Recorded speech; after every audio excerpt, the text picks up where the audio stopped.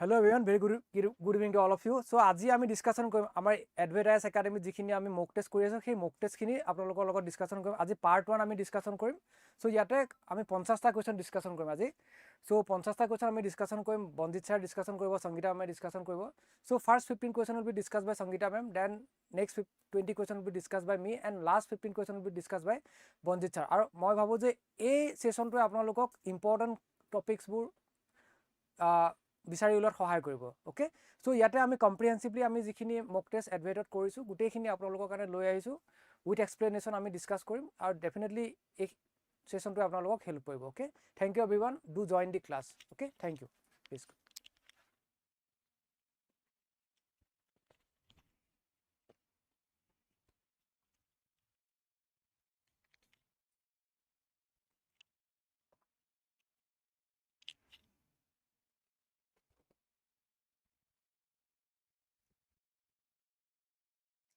Good evening, everyone. Okay, so JP sir কোৱা দৰে আমি আজি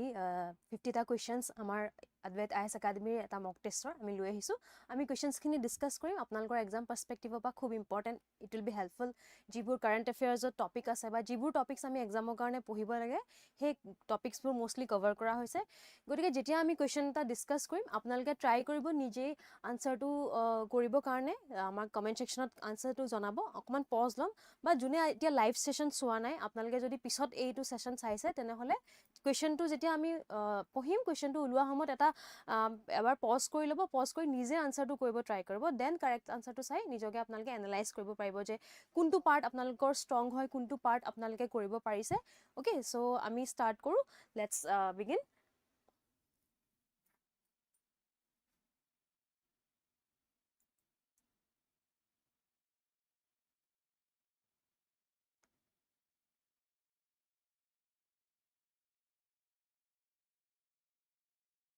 Okay,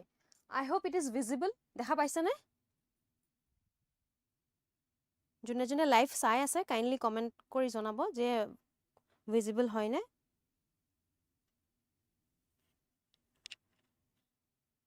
ওকে, ৰশ্মিনা সাউন্ডটো এতিয়াও লো আহি আছে নেকি? সাউন্ডটো ক্লিয়াৰ হৈছে নে?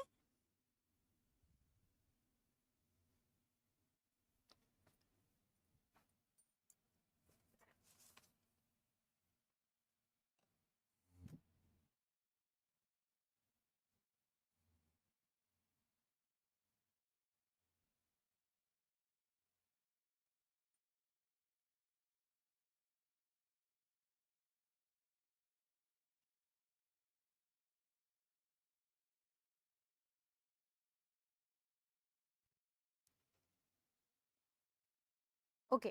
সো আমাৰ ফাৰ্স্ট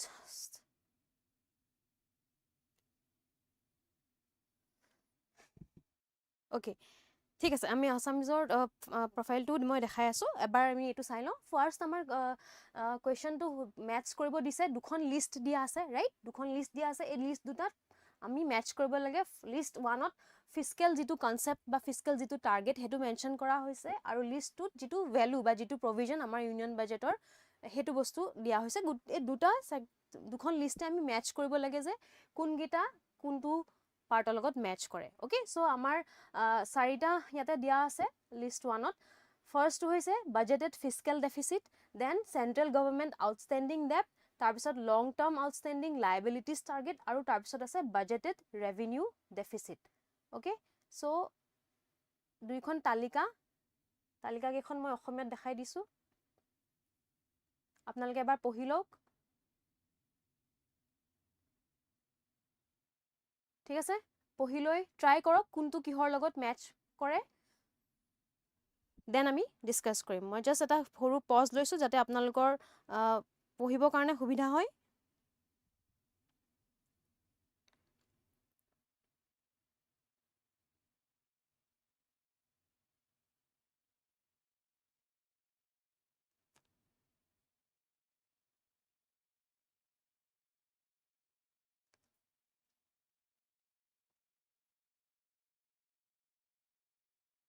সো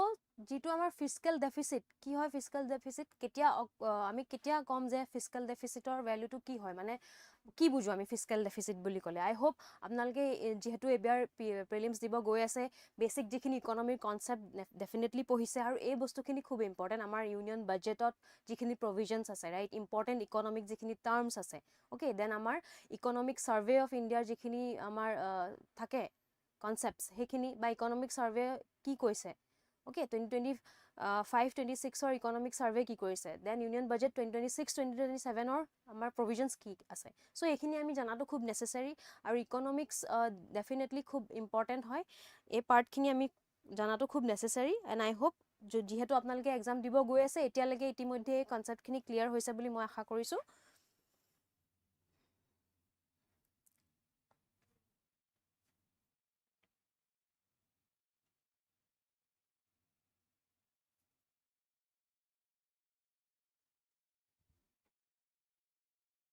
anyone কোনবাই কব পাৰিব কি হয়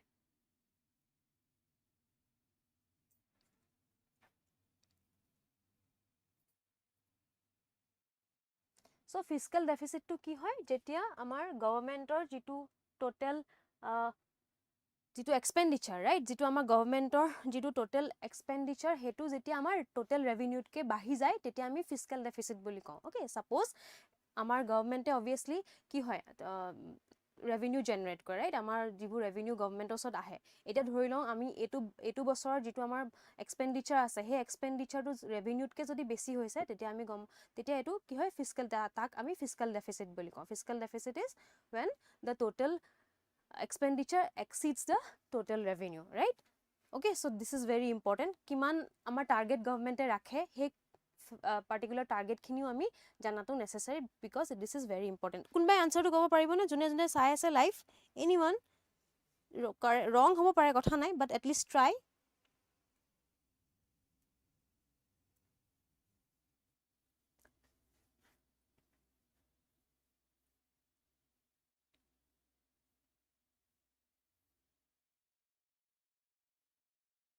okay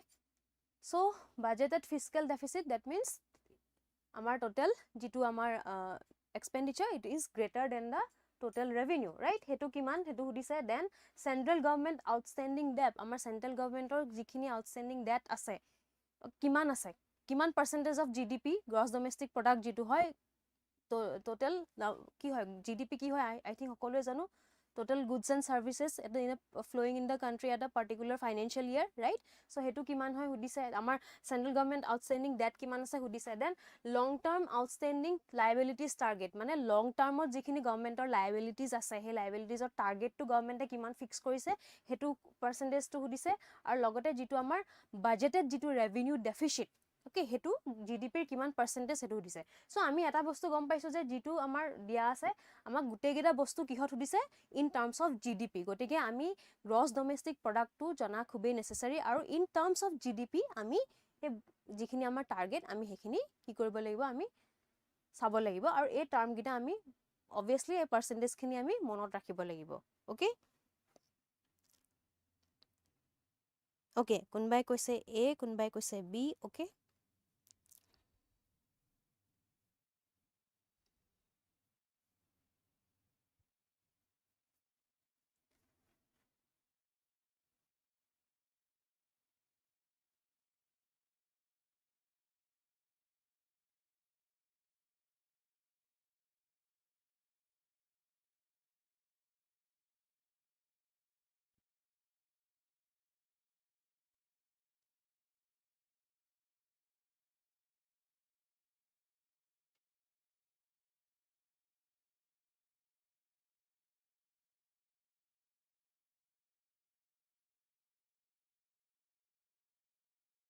so answer yes june june a koisile teolukor correct hoise answer to a hoy okay answer to a so basically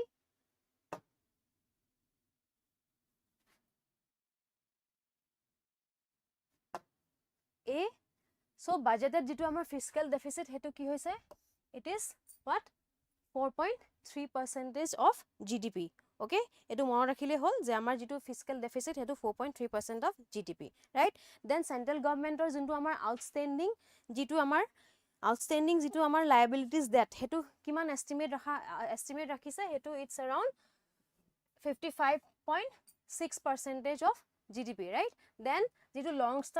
long term outstanding liabilities target, যেটো long term আমাৰ liability যেটো target government ৰাখিছে হেতু basically by March 2031 এটো মনত ৰাখিলে হ'ল যে by March 2031 government এটা target লৈছে okay হেতু হৈছে around 50% of GDP okay so basically it's 50 plus minus 1% of GDP government target লৈছে কোনটো ইয়াৰ March 2031 okay so this is important হেই কথাখিনি আপোনালকে মনত ৰাখিব okay and then যেটো revenue deficit হেতু আমাৰ কি হৈছে 1.5% of GDP so এইগিটা খুব মানে crucial information হয় আমাৰ prelims exam perspective বা লগতে আমাৰ মেইনছৰ কাৰণেও এইখিনি context খুব important I hope আপোনালকে এইখিনি নোট ডাউন কৰিলে okay then let's move on to the next question টো হৈছে আমাৰ যে ইয়াত কৈছে যে consider the following pairs of new initiatives announced in the union budget ঠিক আছে আমাৰ ইউনিয়ন যিখন বাজেটত এবাৰৰ যিখন সেন্ট্ৰাল বাজেট 2026-27 তাতে কেইটামান নতুন ইনিশিয়েটিভ ৰাখিছে সেই ইনিশিয়েটিভ গিটাৰ যিখিনি প্ৰাইমাৰী ডোমেইন ওকে এই পাৰ্টিকুলাৰ ইনিশিয়েটিভটো কিহৰ কাৰণে কাম কৰিছে সেই কথাখিনি ইয়াত দিয়া হৈছে ঠিক আছে তো কোনগিটা এই তিনিটাৰে কোনগিটা পেয়াৰ কাৰেক্টলি ম্যাচ হৈছে তিনিটা পেয়াৰ দিয়া আছে ওকে তিনিটা ইনিশিয়েটিভ আছে সো কোনগিটা কাৰেক্টলি লিখা আছে হেতু দিছে প্ৰথমটো আছে আমাৰ বায়োফাৰ্মা শক্তি দেন আছে ভাৰত বিস্তাৰ তাৰ পিছত আছে SME গ্ৰোথ ফান্ড ওকে তিনিটা আছে তাৰে এই তিনিটা স্টেটমেন্টত কোনটো কাৰেক্ট দিছে আপোনালোকে অসমীয়া পাৰ্টটো চাই লওক এই তিনিটাৰে কোনগিটা কাৰেক্ট হয় বা কোনগিটা কাৰেক্টলি ম্যাচ হৈ আছে বেসিক্যালি যেটো পাৰ্টিকুলাৰ আমাৰ ইনিশিয়েটিভ তাৰ লগত তেওঁলোকে হেতু যিখিনি কথা লিখা আছে সেইখিনি খাপ খাইছে নাই হেতু সুধিছে কি হ'ব পাৰে আনসাৰটো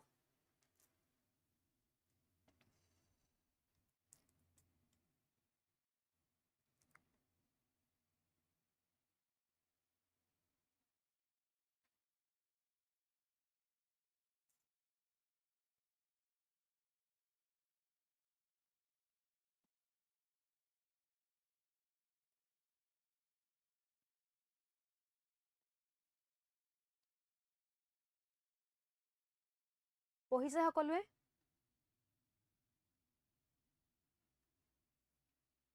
যেটো বায়োফাৰ্মা শক্তি মই অলৰেডি এটা সিৰিজ আমাৰ Advait IAS প্লেলিষ্টত এটা অলৰেডি গভৰ্নমেন্ট সেন্ট্ৰাল গভৰ্নমেন্ট স্কিমছৰ আমি এটা প্লেলিষ্ট লৈ গৈ আছিলো ওকে আৰু এই বায়োফাৰ্মা শক্তিটো ইন ডিটেইল মই ডিসকাস কৰিছিলো ইম্পৰ্টেন্ট গভৰ্নমেন্ট স্কিমছত কি হয় বায়োফাৰ্মা শক্তি কোনটো মিনিষ্ট্ৰি আন্ডাৰত আহে ফান্ড এলোকেশন কি হয় কিয় ইম্পৰ্টেন্ট হয় তাৰে ভিতৰ কোৰ কনসেপ্টছ কিনি কি হয় যদি আপোনালোকে সোৱা নাই কাইন্ডলি চাব ইম্পৰ্টেন্ট গভৰ্নমেন্ট স্কিমছত অলৰেডি আমাৰ তিনটা ক্লাसेस গৈছে হে ক্লাস গিটাতে বহুত গেটা আমাৰ ইম্পৰ্টেন্ট স্কিম কভাৰ হৈ আছে তাৰে এটা হৈছে বায়োফাৰ্মা শক্তি সো এই তিনটা ভিতৰতে আই হোপ আপোনালোকে আনসাৰটো নিজে ট্ৰাই কৰিছে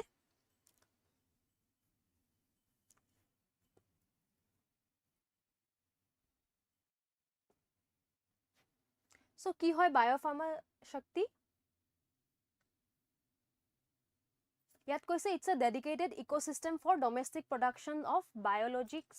and biosimilars okay so এই কথাখিনি আমি অলৰেডি ক্লাছত ডিসকাস কৰিছিলো biologics কি হয় biosimilars কি হয় so biopharma শক্তি কি হয় it is a strategy for healthcare awareness in case of what knowledge technology and innovation okay strategy for healthcare awareness and knowledge technology and innovation okay so basically biopharma shakti kuntu ministry under ase it is under the ministry of chemicals and fertilizers ঠিক আছে ministry of chemicals and fertilizers or under biopharma shakti ase aru tate amar biologics and biosimilars or kotha koa hoise কি হয় biologics and biosimilars আমি in details discuss কৰিছো so already মই এটা overview দিটো biologics হৈছে যিবোৰ আমি mainly product বা medicine আমি যোনটো বনাও from taking from living organism বা living cell বা living organism use কৰি যিবোৰ product বনোৱা হয় and it is mostly very costly expensive okay আৰু তাৰ কাৰণে regulatory যিবোৰ process হেবোৰ এটা বেছি higher levelত যায় okay আৰু হেতু mostly patients ৰ কাৰণে accessible নহয় যিহেতু it is very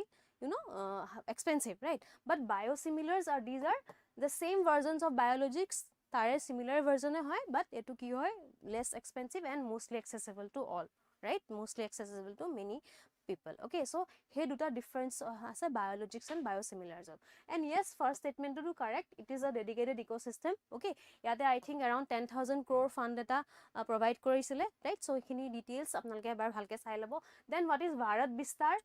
Bharat Vistar ki hoy? Okay, bahute answer koise. So it is virtually, Vistar ki hoy? Virtually integrated system to access agricultural resources, virtually integrated system to access agricultural resources. Okay, eta virtually integrate kora eta system hoy Bharat Vistar, eto Government of India initiative juntu amar union budget 2026-27 ot koisile, right? Eto basically eta phase 1 ot ki korise, phase 1 ot etia yate amar duta mainly language use korise phase 1 ot. Okay, it is basically about English and Hindi, right? Mainly yate amar dedicated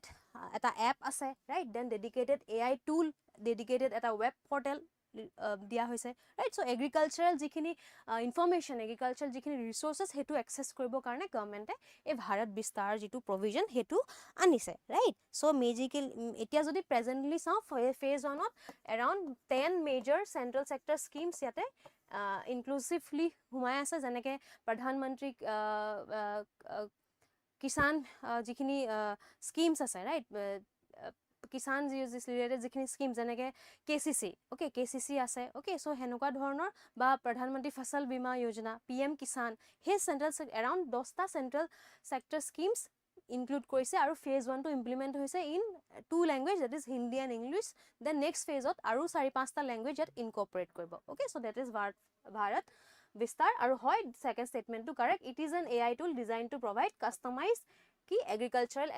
advisory support to farmers. Then ahile amar small micro entrepreneurship growth fund, yate koise je a dedicated 10,000 crore venture capital pool explicitly green hydrogen startup karone disably koise. So jetia ami enoka dhornor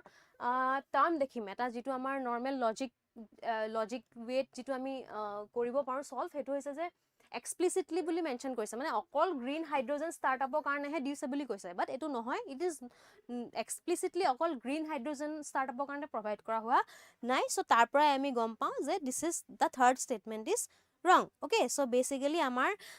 finance minister juntu amar jitu ami obviously union government budget ot kartobya tinta ase, right? First kartobya, second and third. So third juntu kartobya hetu kartobya fulfill koribo karone amar finance minister if bostu recommend korise. Okay, so this is very important. Amar basically jitu first kartobya to ki asile to accelerate and sustain growth, to accelerate and sustain jitu amar growth. Okay, to economic growth ঠিক আছে, আমাৰ যেটো economic growth হেতু accelerate আৰু sustain কৰাৰ যেটো aim, accelerate and sustain economic growth, হেতু হৈছে first কৰ্তব্য. তাৰে আন্ডাৰতে এই SME যেটো fund, হে ফাণ্ডৰ যদি চাও মেইনলি আমাৰ যিখিনি MSMEs, micro small medium enterprises তেওঁলোকক as a champions, okay, as a champions তেওঁলোকক ইমাৰ্জ হ'ব কাৰণে ফাইনান্স মিনিষ্টাৰ নিৰ্মলা সীতাৰামন তেখেতে কিছুমান বস্তু সাজেষ্ট কৰিছিলে, যেনেকে আমাৰ ফাৰ্স্ট যেটো সাপোৰ্ট তেওঁলোকক সাপোৰ্ট দিয়া কথা কৈছিলে, ফাৰ্স্ট সাপোৰ্ট হৈছে ইকুইটি সাপোৰ্ট. ওকে, ফাৰ্স্ট তেওঁলোকক ফাৰ্স্ট হৈছে equity support. So under equity support তেওঁলোকক এই যোনটো আমি ফান্ড এতিয়া কৈছো এই 10,000 crore এটা venture capital pool, right? Then second to হৈছিলে liquidity support, তাতো তেওঁলোকক something lakh crore liquidity support to something lakh crore তেওঁলোকক ফান্ড দিয়া হৈছিলে. And third হৈছে যোনটো professional support ত তেওঁলোকক professional যিখিনি services, right, তেওঁলোকক দিয়া হ'ব. So this is very important. So এতিয়া আমি বহুতখিনি কথা এই কোৱেশ্চনটো বাই গম পালো যে আমাৰ ইউনিয়ন বাজেটত তিনটা কৰ্তব্য কথা কৈছে, তাতে আমি যিখিনি micro small and medium enterprises তেওঁলোকক champions হিচাপে তেওঁলোকক front runners mainly তেওঁলোকৰ successৰ কাৰণে তেওঁলোকৰ growthৰ কাৰণে ফাইনান্স মিনিষ্টাৰ কিছুমান বস্তু ৰেকমেন্ডেশন কৰিছিলে, তাৰে তিনটা পাৰ্টৰে আমি এটো দেখিলো যে SME growth fund is one part যোনটো ইকুইটি কাৰণে দিয়া হৈছে. ওকে, সো আমি ইয়াতে গম পালো যে ইয়াতে answer B, that is 1 and 2 only. Okay, then let's move on to the next question. Our question number 3 হেতু হৈছে regarding direct tax reforms. আমাৰ যিটো ইউনিয়ন বাজেট এবাৰৰ 2026-27 তাতে যিখিনি ডাইৰেক্ট টেক্স ৰিফৰ্ম হৈছিলে তাৰে ৰিলেটেড কুৱেশ্যন দিছে তিনটা স্টেটমেন্ট আছে কোনটো কাৰেক্ট সুধিছে প্ৰথম স্টেটমেন্টটো কৈছে যে যোনটো নতুন ইনকাম টেক্স এক্ট হেতু এপ্ৰিল 2026 পৰা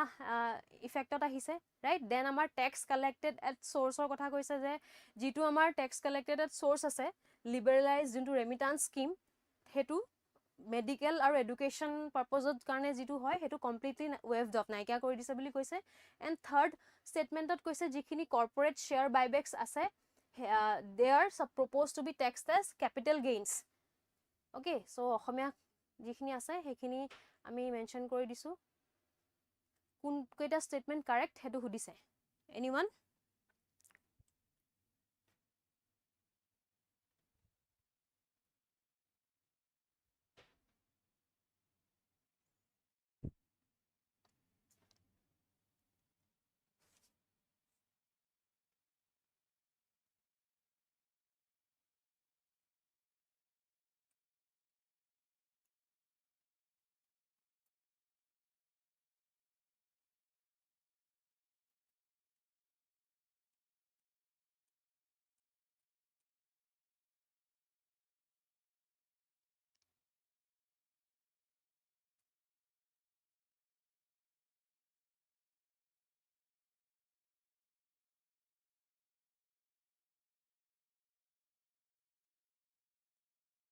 সো ইয়াতে আমি যদি চাও আমি ইয়াত দেখা পাম যে এতিয়া যেনেকে প্ৰথম কথাটো হৈছে যে আমাৰ যিটো income tax new income tax হে ইনকাম টেক্স কেতিয়াৰ পৰা আমাৰ লাগু হৈছে ৰাইট সো প্ৰথম ষ্টেটমেন্টটো yes it's correct হয় এপ্ৰিল 2026 পৰা আমাৰ নিউ ইনকাম টেক্স এক্ট এখন লাগু হৈছে right very important then next ইয়াতে যোনটো আমাৰ টেক্স কালেক্টেড এট সোৰ্সৰ কথা কৈছে যিটো আমাৰ লিবাৰেলাইজ ৰেমিটান্স স্কিম আছে যিখিনি আমাৰ এডুকেশ্যন বা মেডিকেল পাৰপজৰ কাৰণে হেতু কমপ্লিটলি ৱেভড অফ বুলি কৈছে সো নৰ্মেলি কমপ্লিটলি ৱেভড অফ আমি ইয়াতে দেখা পোৱা নাযায় নৰ্মেলি এটো এটা এক্সট্ৰিম টাৰ্ম হয় কমপ্লিটলি সো ইয়াতে ৰিডাকশন হৈছে ওকে এই যোনটো মানে স্কিমৰ কথা কৈ আছে ইয়াত এটো কি হৈছে এটো ৰিডাকশন হৈছে ঠিক আছে এটো ৰিডাকশন হৈছে mainly from I think from 5% to 2% লৈ এটো ৰিডাকশন কৰিছে ওকে ৰিডিউস কৰিছে বাট কমপ্লিটলি এটো ৱেভ অফ হৈ যোৱা নাই okay then ahile all corporate share buybacks are proposed to be taxed as capital gains eta share buybacks ki hoy ami hetu to at least janibo lagibo so share buybacks mane jibur share mainly corporates bilake ki kore jibur taunlokor stocks thake shares ba stocks jibur thake hebur buyback mane ki suppose eta company ase eta corporate ase company A corporate A taunlokor kisman shares ase right he share jikhini outstanding shares suppose beleg individual ba beleg entity e share kini loise eta company right taunlokor company to kisman share baki thaki gol outstanding jibur share baki thaki gol company to e nije jodi he share khini loi lo that's called share buyback mane nijor company re nijor jikhini outstanding share jodi taunloke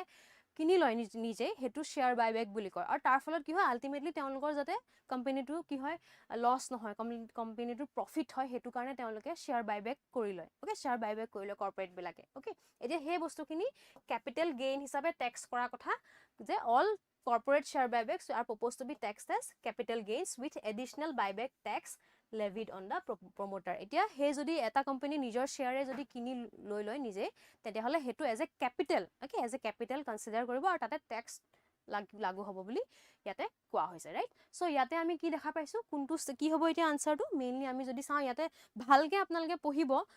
ঠিক আছে কোৱেশ্চনটোত কি কৈছে ভালকে পঢ়িব প্ৰথম কথাটো যে ইয়াত কৈছে which of the above statements are not correct okay ইয়াত বহুত silly mistake কৰে আমাৰ ষ্টুডেন্টে ইয়াতে not correct বুলি সুধিছে sir right so not correct so ইয়াতে আমি কি দেখা পাম যে C is option 2 এটো it is not correct other two options are correct okay I hope it is clear then next question consider the following statements আমাৰ ইয়াতেও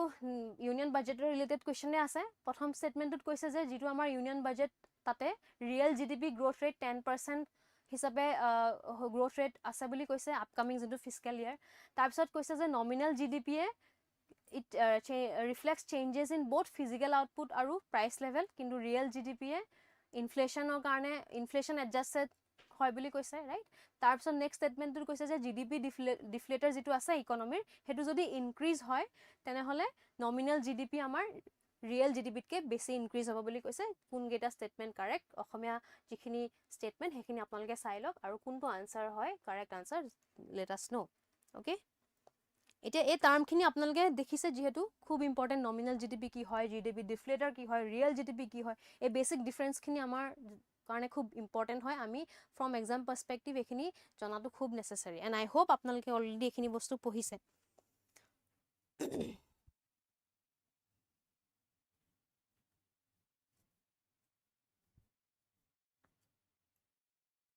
So nominal যদি আমি GDP কথা কওঁ nominal GDP is basically কি হয় আমাৰ যিটো current prices ঠিক আছে আমাৰ যিটো current prices okay monetary value যিটো হয় okay আমাৰ যিটো মানে goods and services or যিটো current prices okay monetary value হেতু আমি consider কৰো without calculating the inflation adjust নকৰাকে আমি যিটো current prices of goods and services at a monetary value hetu ami nominal GDP বুলি কওঁ কিন্তু আমি যেতিয়া real GDP কম real GDP ত আমি কি কৰো inflation to adjust কৰো এটা base year লৈ লওঁ okay so real GDP ত সদায় এটা base year লগত ৰাখি পেলাই inflation adjust কৰি পেলাই আমি real GDP to calculate কৰো so that's the basic difference and I hope এই কথাখিনি আপোনালোক সকলোৱে জানে right this is very important from your exam perspective আৰু GDP deflator যেটো হয় হেতু আমি কেনেকৈ ক্যালকুলেট কৰো GDP deflator is আমি nominal GDP divided by real GDP into 100 এটো যদি আমি কৰো then আমি কি পাম GDP deflator to পাম okay the GDP deflator it is calculated through this formula nominal GDP by real GDP into 100 okay so yare etia kuntu statement correct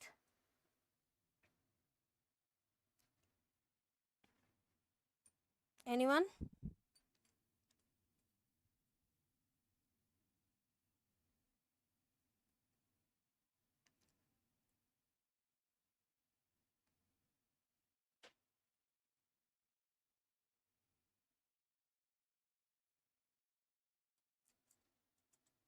So ইয়াতে আমাৰ দুটা স্টেটমেন্টে কি হয় কাৰেক্ট হে দুটা হৈছে 2 আৰু 3 2 3 আমাৰ কাৰেক্ট হয় 1 টো কাৰেক্ট নহয় বিকজ ইয়াতে আমাৰ যেটো কথা কৈ আছো যে ইউনিয়ন বাজেটে 10% যেটো গ্ৰোথ ৰেট কৈছে হেতু ৰিয়েল জিডিপি নহয় হেতু nominal GDP okay so এই basic difference বু আমি চাব লাগিব so আমাৰ union budget 2026 27 A projected a nominal GDP growth rate for 10% of the upcoming fiscal year okay আৰু বাকি যেটোটা statement হে দুটা statement আমাৰ correct ঠিক আছে okay then let's move on to the next question question number 5 ot FRBM act or kotha koise je FRBM act or under ot egita statement kun correct hoy na kun gita statement correct hoy udise FRBM act apnalge ebar jetia pohe moi jetia question to okhome tulo ebar pause kori statement gita pohi lobo then apnalkor subidha hobo okay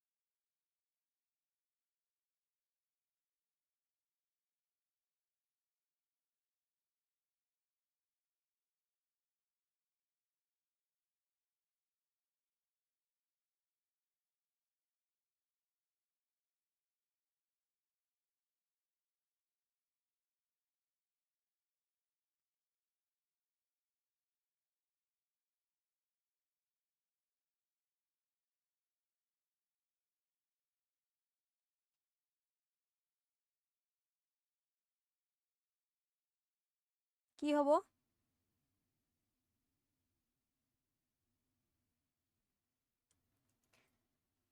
so yate jitu amar first jitu statement je amar FRBM jitu act hetue ki korise hetue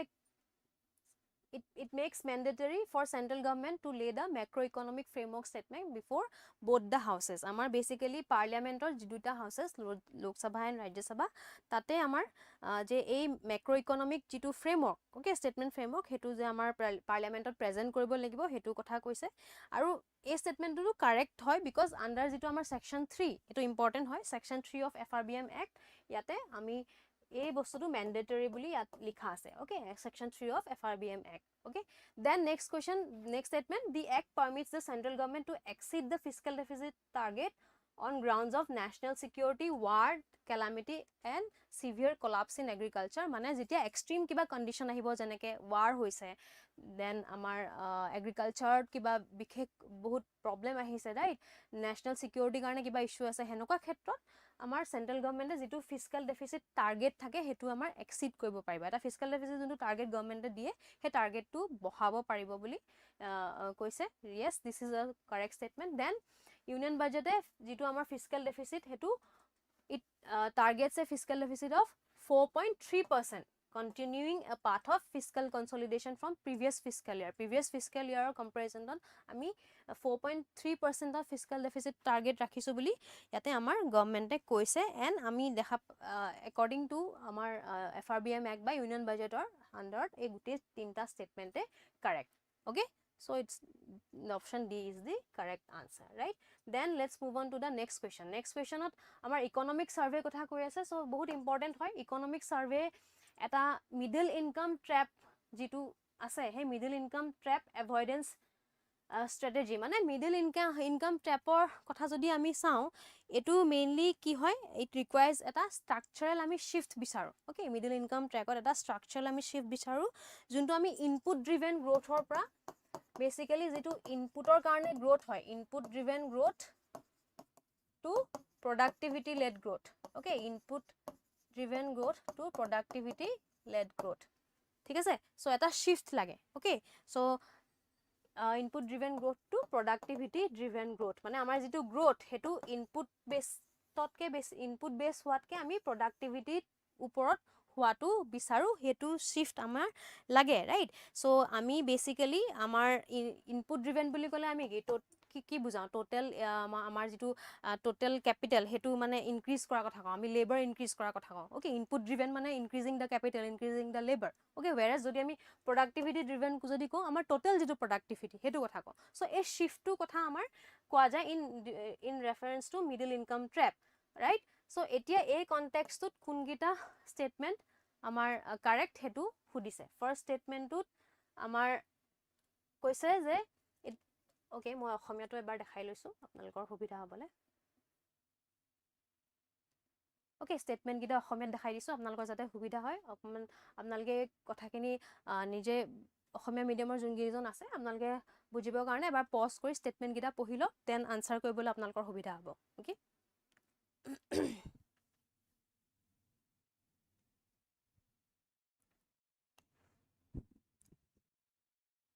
try কৰক আনসাৰটো কি হ'ব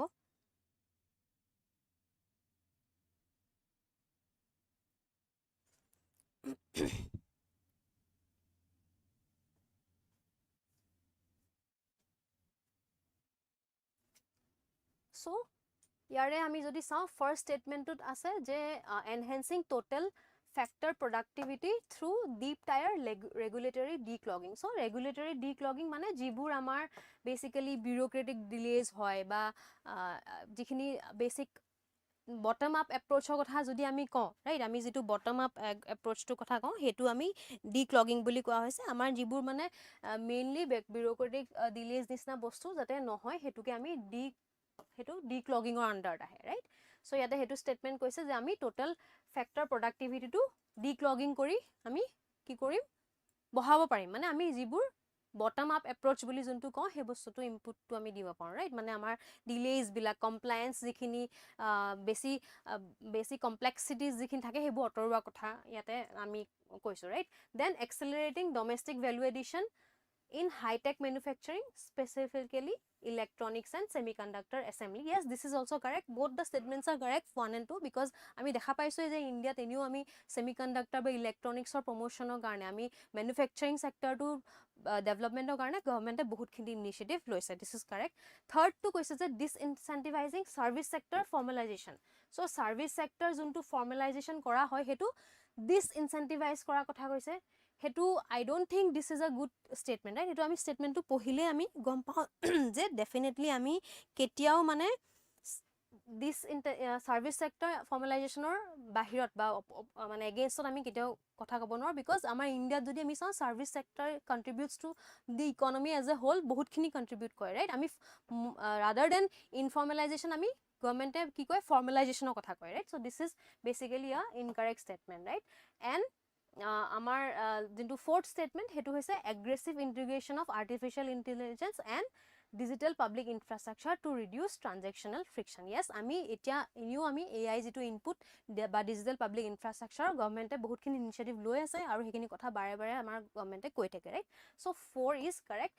আমাৰ ইয়াতে আমি কি দেখা পাইছোঁ কোনটো আনচাৰ হ'ব A হ'ব 1 2 and 4 অনলি 3 টো আমাৰ incorrect right so' I hope this is clear next question আমাৰ কুৱেশ্যন নম্বৰ 7 সেইটো আমাৰ কৈছে PM সেতু যোনটো স্কিম অ'কে প্ৰধানমন্ত্ৰী নেশ্যনেল আমাৰ যিখিনি skill employment and technology upgradation যিটো স্কিম হয় তাৰে কথা কৈছে ইয়াতে কৈছে যে in which of the following cities the national skill training institutions R located right এতিয়া PM সেতু এই স্কিমটো মই আমাৰ আডভাইটৰ যিটো ইম্পৰ্টেণ্ট গভৰ্ণমেণ্ট স্কিমছৰ প্লেলিষ্ট তাতে আমি এই PM সেতু স্কিমটো ইন ব্ৰিফ ভালকৈ ডিছকাছ কৰিছোঁ যদি আপোনালোকে চোৱা নাই আপোনালোকে চাব পাৰে খুব ইম্পৰ্টেণ্ট হয় চ' ইয়াতে সুধিছে যে কোনকেইখন চিটিত এই ট্ৰেইনিং ইনষ্টিটিউটবিলাক লোকেটেড হৈ আছে সুধিছে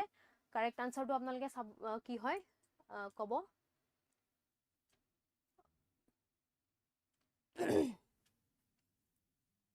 চ' PM সেতু যোনটো স্কিম আমি ডিছকাছ কৰিছোঁ আগতে সেইটো হৈছে আমাৰ যিটো ministry of skill development and entrepreneurship তাৰ আণ্ডাৰত PM সেতু স্কিমটো লঞ্চ কৰা হৈছে ৰাইট ইয়াতে যিবোৰ ইণ্ডাষ্ট্ৰিয়েল ট্ৰেইনিং ইনষ্টিটিউটছ আছে ITIs বিলাক তাক এটা হাব এণ্ড স্প'ক মডেল হিচাপে 200টা চেণ্ট্ৰেল হাবছ ITIs বিলাকে কাম কৰিব তাৰে neighbouring 800 ITIs will act as spokes so সেই হাব এণ্ড স্প'ক মডেলৰ আণ্ডাৰত PM সেতু স্কিমটো মানে তেনেকৈ ফৰ্মেলাইজ কৰা হৈছে চ' ইয়াতে এই যিকেইখন ইনষ্টিটিউট সেই ইনষ্টিটিউট কেইখন কোনকেইখন চিটিত আমাৰ আছে সেইটো সুধিছে অ'কে চ' ইয়াতে যদি আমি চাওঁ বেচিকেলি কি হ'ব আনচাৰটো আমি ইয়াত দেখা পাইছোঁ যে আমাৰ ভুৱনেশ্বৰ চেন্নাই হায়দৰাবাদ লুধিয়ানা চ' গুৱাহাটীত একচুৱেলি আমাৰ এনেকুৱা ধৰণৰ ইনষ্টিটিউট আমি দেখা পোৱা নাই আমাৰ গভৰ্ণমেণ্টৰ কোনো ধৰণৰ এনেকুৱা আমি এট প্ৰেজেণ্ট আমি দেখা পোৱা নাই ভৱিষ্যতে মেবি হ'ব পাৰে ঠিক আছে 1 2 4 আৰু 5 কাৰেক্ট হয় Guwahati is not the correct option so' ইয়াতে গুৱাহাটীটো আমি এলিমিনেট কৰি দিলে বাকী যিকেইটা অপশ্যন আছে সেইকেইটা আমাৰ correct answer right next question আহিলে আমাৰ consider the following statements regarding Sahakar Sarathi so' Sahakar Sarathi যোনটো এটা নতুন এণ্টিটি হয় সেইটোৰ বিষয়ে সুধিছে সেইটো কি হয় আৰু তাৰে ৰিলেটেড কুৱেশ্যনছ অ'কে অসমীয়া ভাৰ্জনটো এইটো আপোনালোকে অকণমান পজ কৰি অসমীয়া ষ্টেটমেণ্টখিনি পঢ়ি লওক দেন আনচাৰ কৰিবলৈ আপোনালোকৰ সুবিধা হ'ব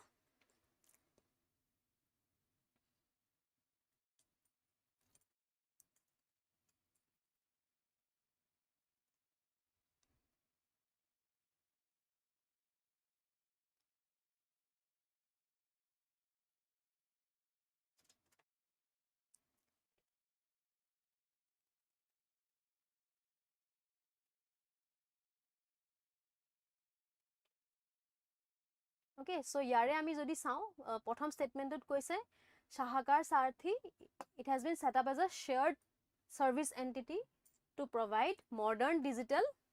banking infrastructure and cyber security framework to rural cooperative banks আমাৰ যিবোৰ ৰুৰেল কোঅপাৰেটিভ বেংকছ তেওঁলোকক মডাৰ্ণ আমাৰ যিখিনি ডিজিটেল বেংকিং ইনফ্ৰাষ্ট্ৰাকচাৰ সেইখিনি প্ৰভাইড কৰিবৰ কাৰণে এই এণ্টিটিটো আমাৰ বনোৱা হৈছিল বুলি কৈছে নেক্সট কৈছে এইটো ministry of electronics and information technology আণ্ডাৰত আছে বুলি কৈছে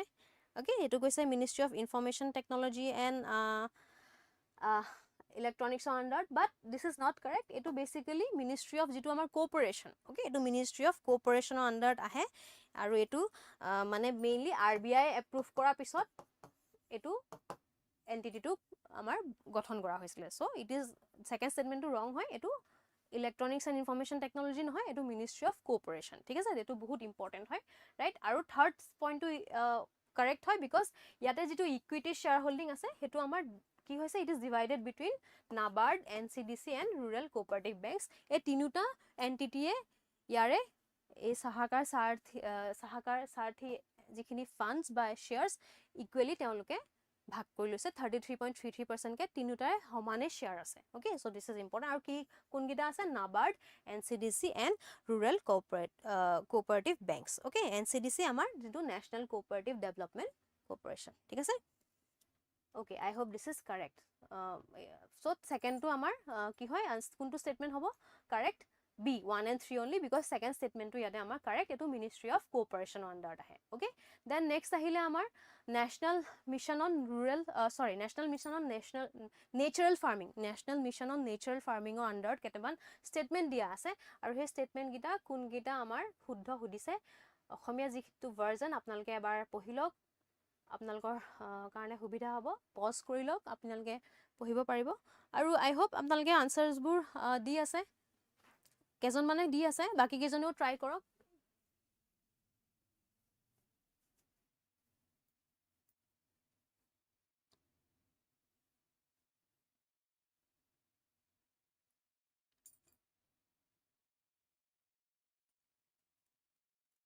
সো যেটো আমাৰ ফাৰ্স্ট স্টেটমেন্ট এটো কৈছে যে national mission on rural farming it is a centrally sponsored scheme ফৰ্মুলেটেড বাই ৰিস্ট্ৰাকচাৰিং ভাৰতীয় প্ৰাকৃতিক কৃষি পদ্ধতি যেটো আমাৰ ভাৰতীয় প্ৰাকৃতিক কৃষি পদ্ধতি সাব স্কিম হেতু ৰিস্ট্ৰাকচাৰ কৰিছে বুলি কৈছে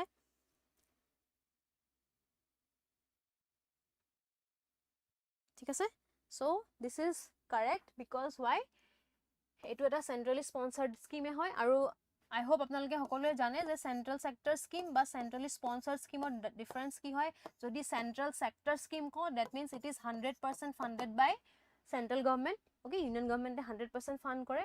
ওকে বাৰু যদি সেন্ট্ৰালি স্পন্সৰ্ড স্কিম হয় তেতিয়া এটা পাৰ্সেন্টেজ শেয়াৰ সেন্ট্ৰাল গভৰ্নমেন্টৰ থাকে আৰু এটা পাৰ্সেন্টেজ শেয়াৰ স্টেট গভৰ্নমেন্টৰ থাকে ওকে বা যদি ইউনিয়ন টেৰিটৰি হয় ইউনিয়ন টেৰিটৰি লেজিসলেচাৰ থকা ইউনিয়ন টেৰিটৰি হয় তেওঁলোকে স্টেপ হে পাৰ্টিকুলাৰ ইউনিয়ন টেৰিটৰি বা হে পাৰ্টিকুলাৰ স্টেট খনে স্পন্সৰ কৰে সো বেসিক্যালি স্পন্সৰ্ড মানে এটা শেয়াৰ স্টেট খনৰ বা ইউনিয়ন টেৰিটৰি খনৰ থাকিব আৰু এটা শেয়াৰ সেন্ট্ৰাল গভৰ্নমেন্টৰ থাকিব ৰাইট সো এইখন কি হৈছে আমাৰ সেন্ট্ৰালি স্পন্সৰ্ড স্কিম যোনগিখন স্টেটত ইমপ্লিমেন্ট হ'ব যোনগিখন ইউনিয়ন টেৰিটৰি ইমপ্লিমেন্ট হ'ব হে পাৰ্টিকুলাৰ স্টেট বা ইউনিয়ন টেৰিটৰি এটা ফান্ড তেওঁলোকে এলোকেট কৰিব okay so this is correct next statement it completely Benz the use of any externally purchased organic outputs focusing strictly on farm livestock formulations I hope a2 question apnalke nije parise because second statement to ami dekhate gom paisu je completely ban to kiteo completely ban hua nai thik ase so that is incorrect okay completely ban hua nai then next statement a missionor under major institutional framework include koise janeke natural farming cluster establish kora kotha koise logote creating a cadre of master trainer called কৃষি সাখী okay কৃষি সাখী যেনেকে আমাৰ এটা banking সেক্টৰটো যদি চাও আমাৰ bank সাখীস থাকে right bank সাখী আছে সো হে যিটো কনসেপ্ট যে নৰমাল আমাৰ যিখিনি সিটিজেনস মানুহৰ সিটিজেন আৰু বাকি আমাৰ যিটো ইমপ্লিমেন্টিং এজেন্সি তেওঁলোকৰ মাজত কোঅৰ্ডিনেশনৰ কাৰণে আমাৰ গভৰ্নমেন্টে এনেকুৱা ধৰণৰ কিছুমান ইনিশিয়েটিভ লৈছে যে কৃষি সাখীৰ কথা কৈছে বুলি ইয়াতে কোৱা হৈছে ৰাইট সো আমি গম পাইছো ইয়াতে স্টেটমেন্ট 2 টু ইনকাৰেক্ট বাকি স্টেটমেন্ট গিটা কাৰেক্ট ৰাইট ঠিক আছে নেক্সট কোয়েশ্চন নাম্বার 10 ইয়াতে কোন গিটা স্টেটমেন্ট ইনকারেক্ট হদিছে সো আই হোপ আপোনালোকে স্টেটমেন্ট বু ভালকে পঢ়ে ইয়াত হদিছে which of the statements given are not correct statement গিটা প্ৰথম স্টেটমেন্টটো হৈছে জিৰো বাজেট নেচাৰেল ফাৰ্মিং ইয়াতে কৈছে it relies heavily on utilization of in situ cow dung and cow urine formulation whereas organic farming allows large scale application of off farm biofertilizers এটা in situ আৰু ex situ কি I hope আপোনালোকে পঢ়িছে in situ মানে within the site যেটো habitat তাতে যদি আমি কৰিছো that is in situ আৰু ex situ মানে যদি outside the natural habitat যদি আমি natural habitat natural জেগাটোৰ পৰা বাহিৰত গৈ বেলেগ এটা জেগাত যদি হে agriculture খিনিয়ে farming খিনি কৰিছো that is called ex situ right so এতিয়া কৈছে যে zero budget যেটো natural farming হেতু heavily আমি in situ cow dung বা cow urine formulation use কৰো বুলি কৈছে ওকে আৰু কৈছে যে যেটো organic farming হেতু large scale ত আমি biofertilizers যেনেকে ভাৰ্মি কম্পোষ্ট হেবুৰ manure হেবু use কৰো বুলি কৈছে ঠিক আছে then zero budget natural farming requires significant initial capital investment ঠিক আছে হেতু কথা কৈছে এটা এই স্টেটমেন্টটো যদি আমি পঢ়ো তাত আমি কি গম পাম যে জিৰো বাজেট মানে কি জিৰো বাজেট মানে কি য'ত আমাৰ কোনো ধৰণৰ ইনভেষ্টমেন্ট নালাগে টাৰ্মটোতে মিনিং আছে zero budget that means no investment like zero বাজেটটো জিৰো হলেও আমি কৰিব পাৰিম সো সেকেন্ড স্টেটমেন্টটো কথা যে ক'লে যে ইনিশিয়াল ক্যাপিটাল ইনভেষ্টমেন্ট লাগে বুলি ইট ইজ ডেফিনেটলি ৰং বিকজ জিৰো বাজেটত যোনখিনি অলৰেডি এজন ফাৰ্মাৰ ওচৰত সিডছ আছে যিখিনি সিডছ থাকিব যিখিনি প্লান্ট স্যাপলিংছ থাকিব তেওঁলোকে সেই নিজৰ লগত থকা সেই সিডছখিনি ইউজ কৰি ফাৰ্মিংটো তেওঁলোকে ইনিশিয়েট কৰিব পাৰে দ্যাটছ ৱাই হেতু জিৰো বাজেট তাত কোনো ধৰণৰ ক্যাপিটাল ইনভেষ্টমেন্ট নালাগে okay so that second statement is কি হয় ইয়াতে কাৰেক্ট নহয় ওকে আৰু আমি ইয়াত দেখা পাইছো থাৰ্ড স্টেটমেন্টটো অলৰেডি যে organic farming still involves conventional tilling and regular ploughing the soil yes organic farming ot hoy ami ki koro organic farming koibo karone ki kore khetiyoke jikhini mati thake he mati khini ki kore khande right mane gute earthing di mane unearthing di soil okay tractor logai ba kiba nije kori use kori ki kore mati khini khandi loy so obviously organic farming ot conventional tilling use kora hoy right aru zero budget natural farming e zero tillage or minimal soil disturbance or kotha koi yes this statement is definitely correct so 1 aru 3 correct hoy but second is incorrect aru question ot amar kuntu incorrect hodise he karone yare option tu ki hobo c right 2 only thik ase I hope this is clear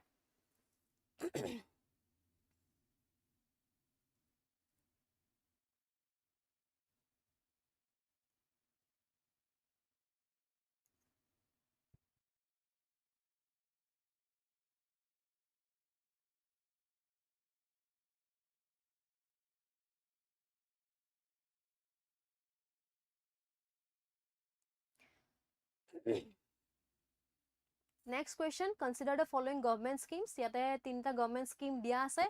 tar bhitorot ei jun gita statement ase he statement gita match korise na hudise correct hoy na teolkor objective hote অসমীয়াৰ ভাৰ্জনটো মই pause কৰি দিছো অকমান আপোনালোকে ইয়াতে চাই লওক আৰু কোনটো আনসাৰ কাৰেক্ট হয় কবগিৰ কাৰণে ট্ৰাই কৰক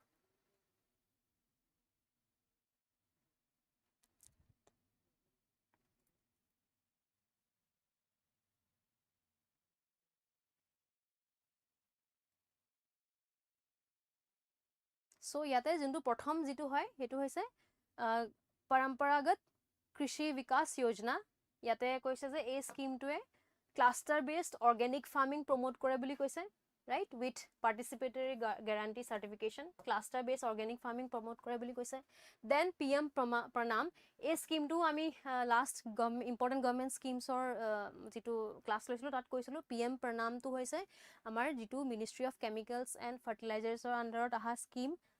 okay I hope june agote চাইছে হেক তেওঁলোকে নিশ্চয় গম পাইছে PM-PRANAM কি হয় ইয়াতে এই স্টেটমেন্টত কৈছে যে it aims to completely replace chemical fertilizers with biofertilizers by providing direct financial income support to farmers this statement is not correct because PM-PRANAM jitu scheme hoy tate ki government e kuno dhoroner fund allocate teoloke nokore government e ki kore jitu revenue generate koibo states bilake jitu revenue minimum fertilizers use kori pele jitu revenue generate koibo he revenue to uporot ki kore government e he revenue to revenue tur pora fund provide kore mane already jikhini revenue generate hoy ase he revenue khini pora eta fund কি কৰে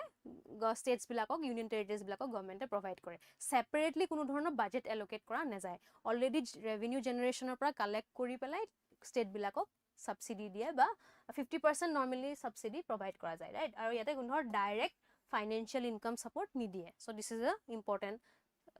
context okay আৰু PM-PRANAM to খুব important হয় right then আহিলে যেটো আমাৰ MOVCDNER কি হয় এটো মিশন অফ কি হয় কোনবাই কব পাৰিব মিশন অফ কি মিশন হয় এটো ফুল ফৰ্ম টু কি হয় এনিওয়ান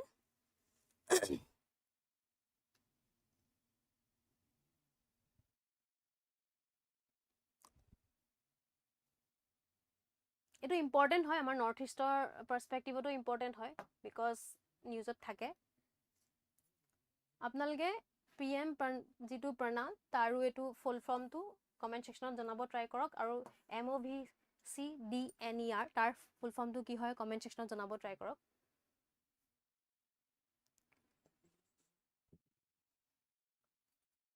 এটো হৈছে mission organic value chain development in north eastern region okay very important কি হয় আপোনালোকে ডিটেইলছত এবাৰ চাই ল'ব পিএম প্ৰণামটো আপোনালোকে কাইণ্ডলি কমেন্ট সেকশনত জনাব ট্ৰাই কৰক ফুল ফৰ্মটো কি হয় আৰু এটো আমি মইতো অলৰেডি আগত ডিসকাস কৰিছো স্কিমত জুনে চাই ক'ব পাৰিব লাগে right yes edu third statement to correct hoy it is a central sector scheme focusing on developing organic value chain specifically in northeastern region okay so ami ete gom palu je ate jetu second statement hetu correct nohoy baki kita correct then next ahile with reference to UNCTAD global trade update consider the following India's jetu trade position okay India's jetu trade position United Nations conference on trade right United Nations conference on trade and development under a update kita hudise prothom tu koise je India has registered a structural expansion in global merchandise exports significantly driven by electronics manufacturing engineering goods and refined petroleum products so ei kotha kini I think pohile ami eta idea pai jao right ami pohile eta idea pao হয় নে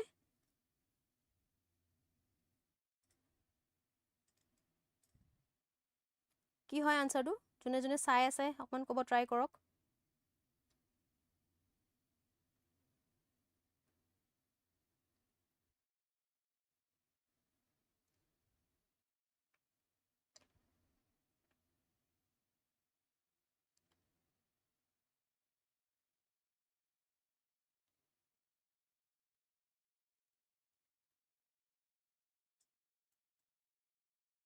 Yes, so 1 2 correct hoy right amar mainly jikhini ami electronics manufacturing refined petroleum products okay so hekhini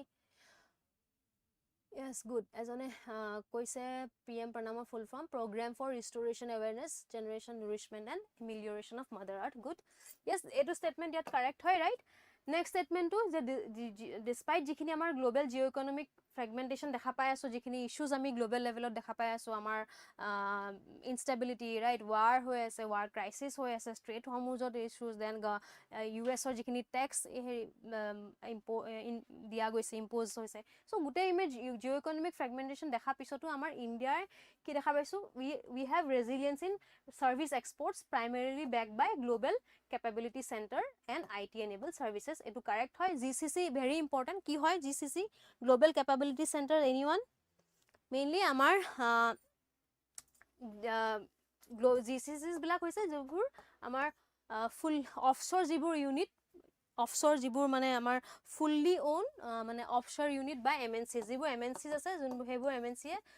offshore jiblak unit rakhe fully teonlokor own kori jeneke for example Amazon right Amazon eta GCC hoy okay Amazon India jitu jot ase amar jetu Bangalore hub hoy GCC eta hub hoy right so Amazon is the type of GCC in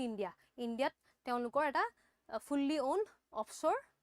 company ase right so that is a GCC so India Bangalore Delhi Pune Mumbai tate hubs pur ase those are global capability centers yes aru heburor karone IT enabled services or karone amar India dekhisu amar service export ot ami bhal perform kori asu then south trade jikhine amar developing nations bilakor majot trade hoy hetue amar it has experienced a sharper contraction compared to north south trade over the past fiscal quarters the developing nations south jikhini nations hekhini comparison ot ami bhal perform mane contraction dekha paisu buli koise ki hoy answer tu mane contraction mane etu koise je beya performance basically north south to besi bhal buli koise mane north aru south or major jikhini mane trade hetu besi bhal comparative to south trade hetu koise so yate keta statement correct hetu hudise so prothom duta statement correct ami gom palue third statement to correct nohoy because ami developing nations khini majot south jikhini nations ase teonlukor majot jikhini trade hekhini besi bhal he dekha paisu ami north south or mane west ba amar jikhini developed nations aru developing nations or trade ot ke besi developing countries blakor nations or trade to ami besi bhal dekha paisu okay then next question ahile amar yate etut only two statements are correct option will be A 1 or 2 correct hoy hekane how many statements correct hodise okay duta statement thik ase only 2 then next question an ad valorem tax is levied as a fixed charge for each unit of a good imported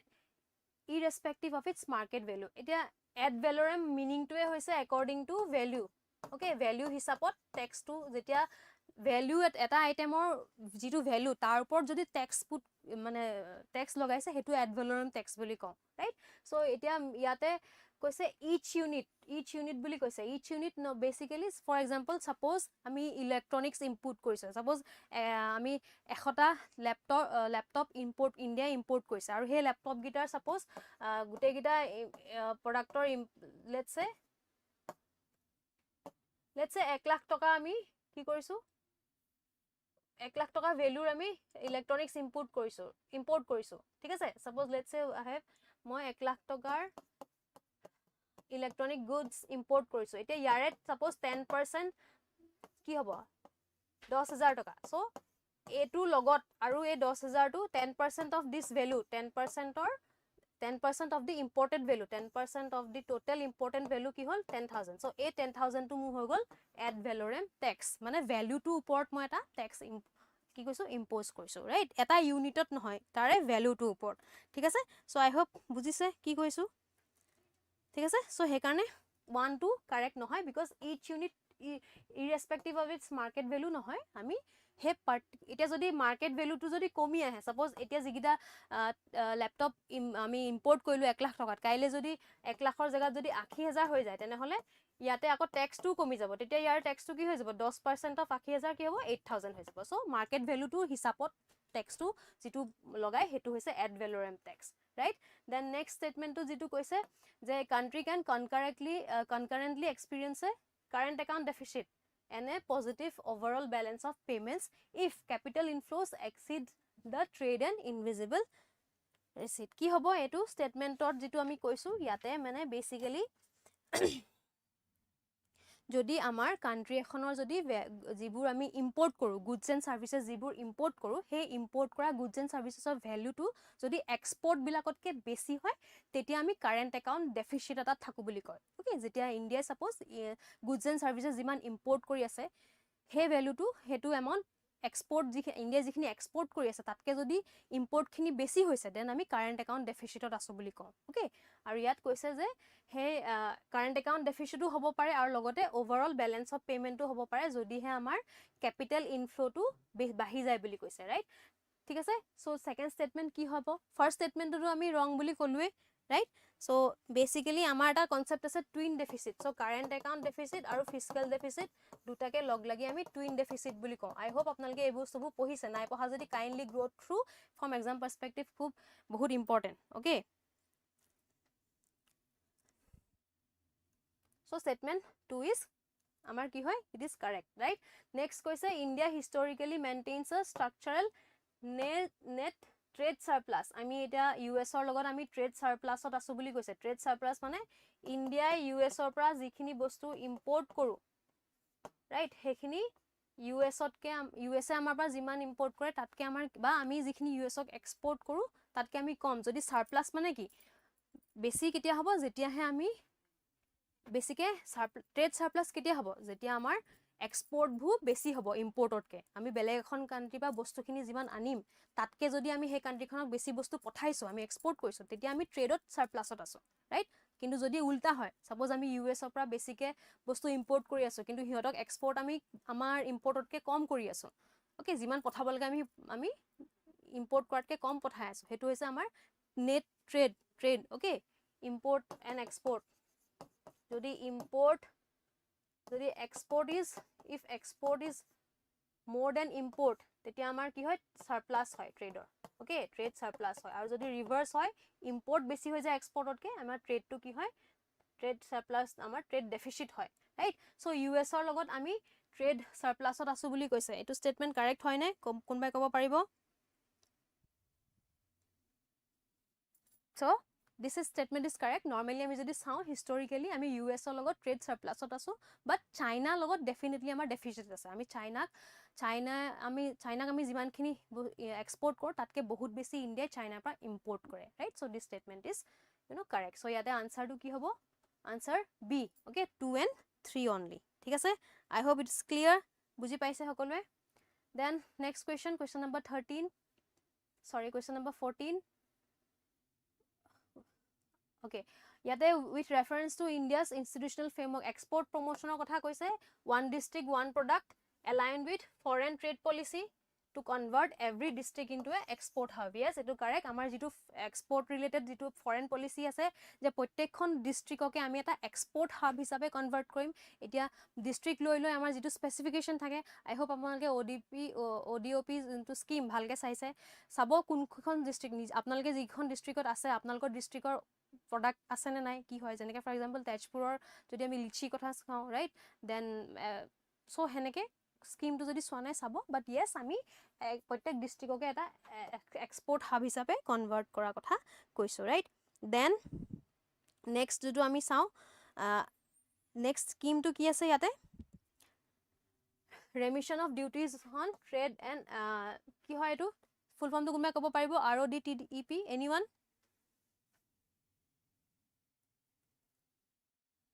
Remission of duties on ki, anyone?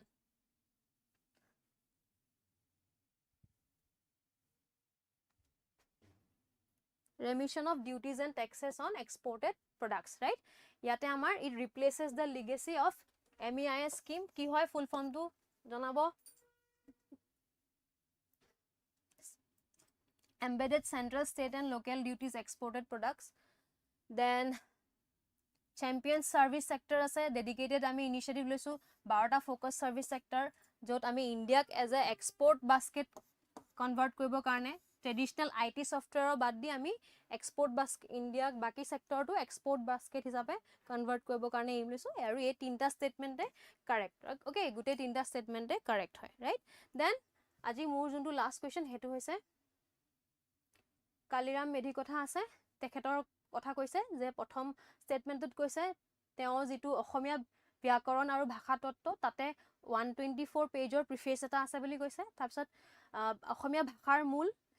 he critic foreign authored grammar books to promote a scientific grammatical framework for the language foreign author jibla grammar book heblakor against মানে হেবাকৰ critic হিচাপে তেও কথা কৈছিলে এইখনত তাৰপিছত বৰপেটা যেটো session তাতে অসম সাহিত্য সভাৰ 1921 ত তেও হে সেশনটো প্ৰিসাইড কৰিছিলে বুলি কৈছে আপোনালোকক মই এটো কোৱেশ্চন as a task দিছো next আমাৰ জেপি স্যাৰ অহালৈকে kindly এটো 15 number question or kuntu correct answer let us know. Okay, gute gita answer ami discuss korisu etu ki hobo kuntu statement correct yate kun gita correct hodise to option gita bhitor apnalike answer to jana thik ase. So I think jikhini ami kolu jikhini moi kolu hekini apnalokor karone helpful asile aru jodi kiba egita question doubt ase comment section ot janabo. Next amar JP sir aru Bonjit sir ase amar Bonjit sir etia next session to start koribo. So thank you and please continue the session.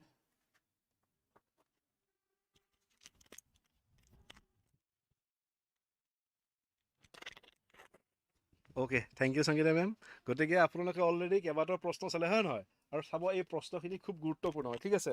পৰীক্ষাত অহা প্ৰবাবিলিটি যথেষ্টখিনি আছে okay গতিকে এতিয়া actually JP ছাৰৰ জাগাত মই অকমান কি কৰিম অকমান পিছৰ পৰা কৈ দিম হা যত অসম হিষ্ট্ৰী পৰ্চনটো বিশেষকৈ আছে আমি সেই পৰ্চনটোলৈকে অকমান গুচি যাওঁ ঠিক আছে তো মই আপোনালোকক এতিয়া কৰাম ফ্ৰম 36 to 50 ঠিক আছে আৰু এই 16 পৰা যি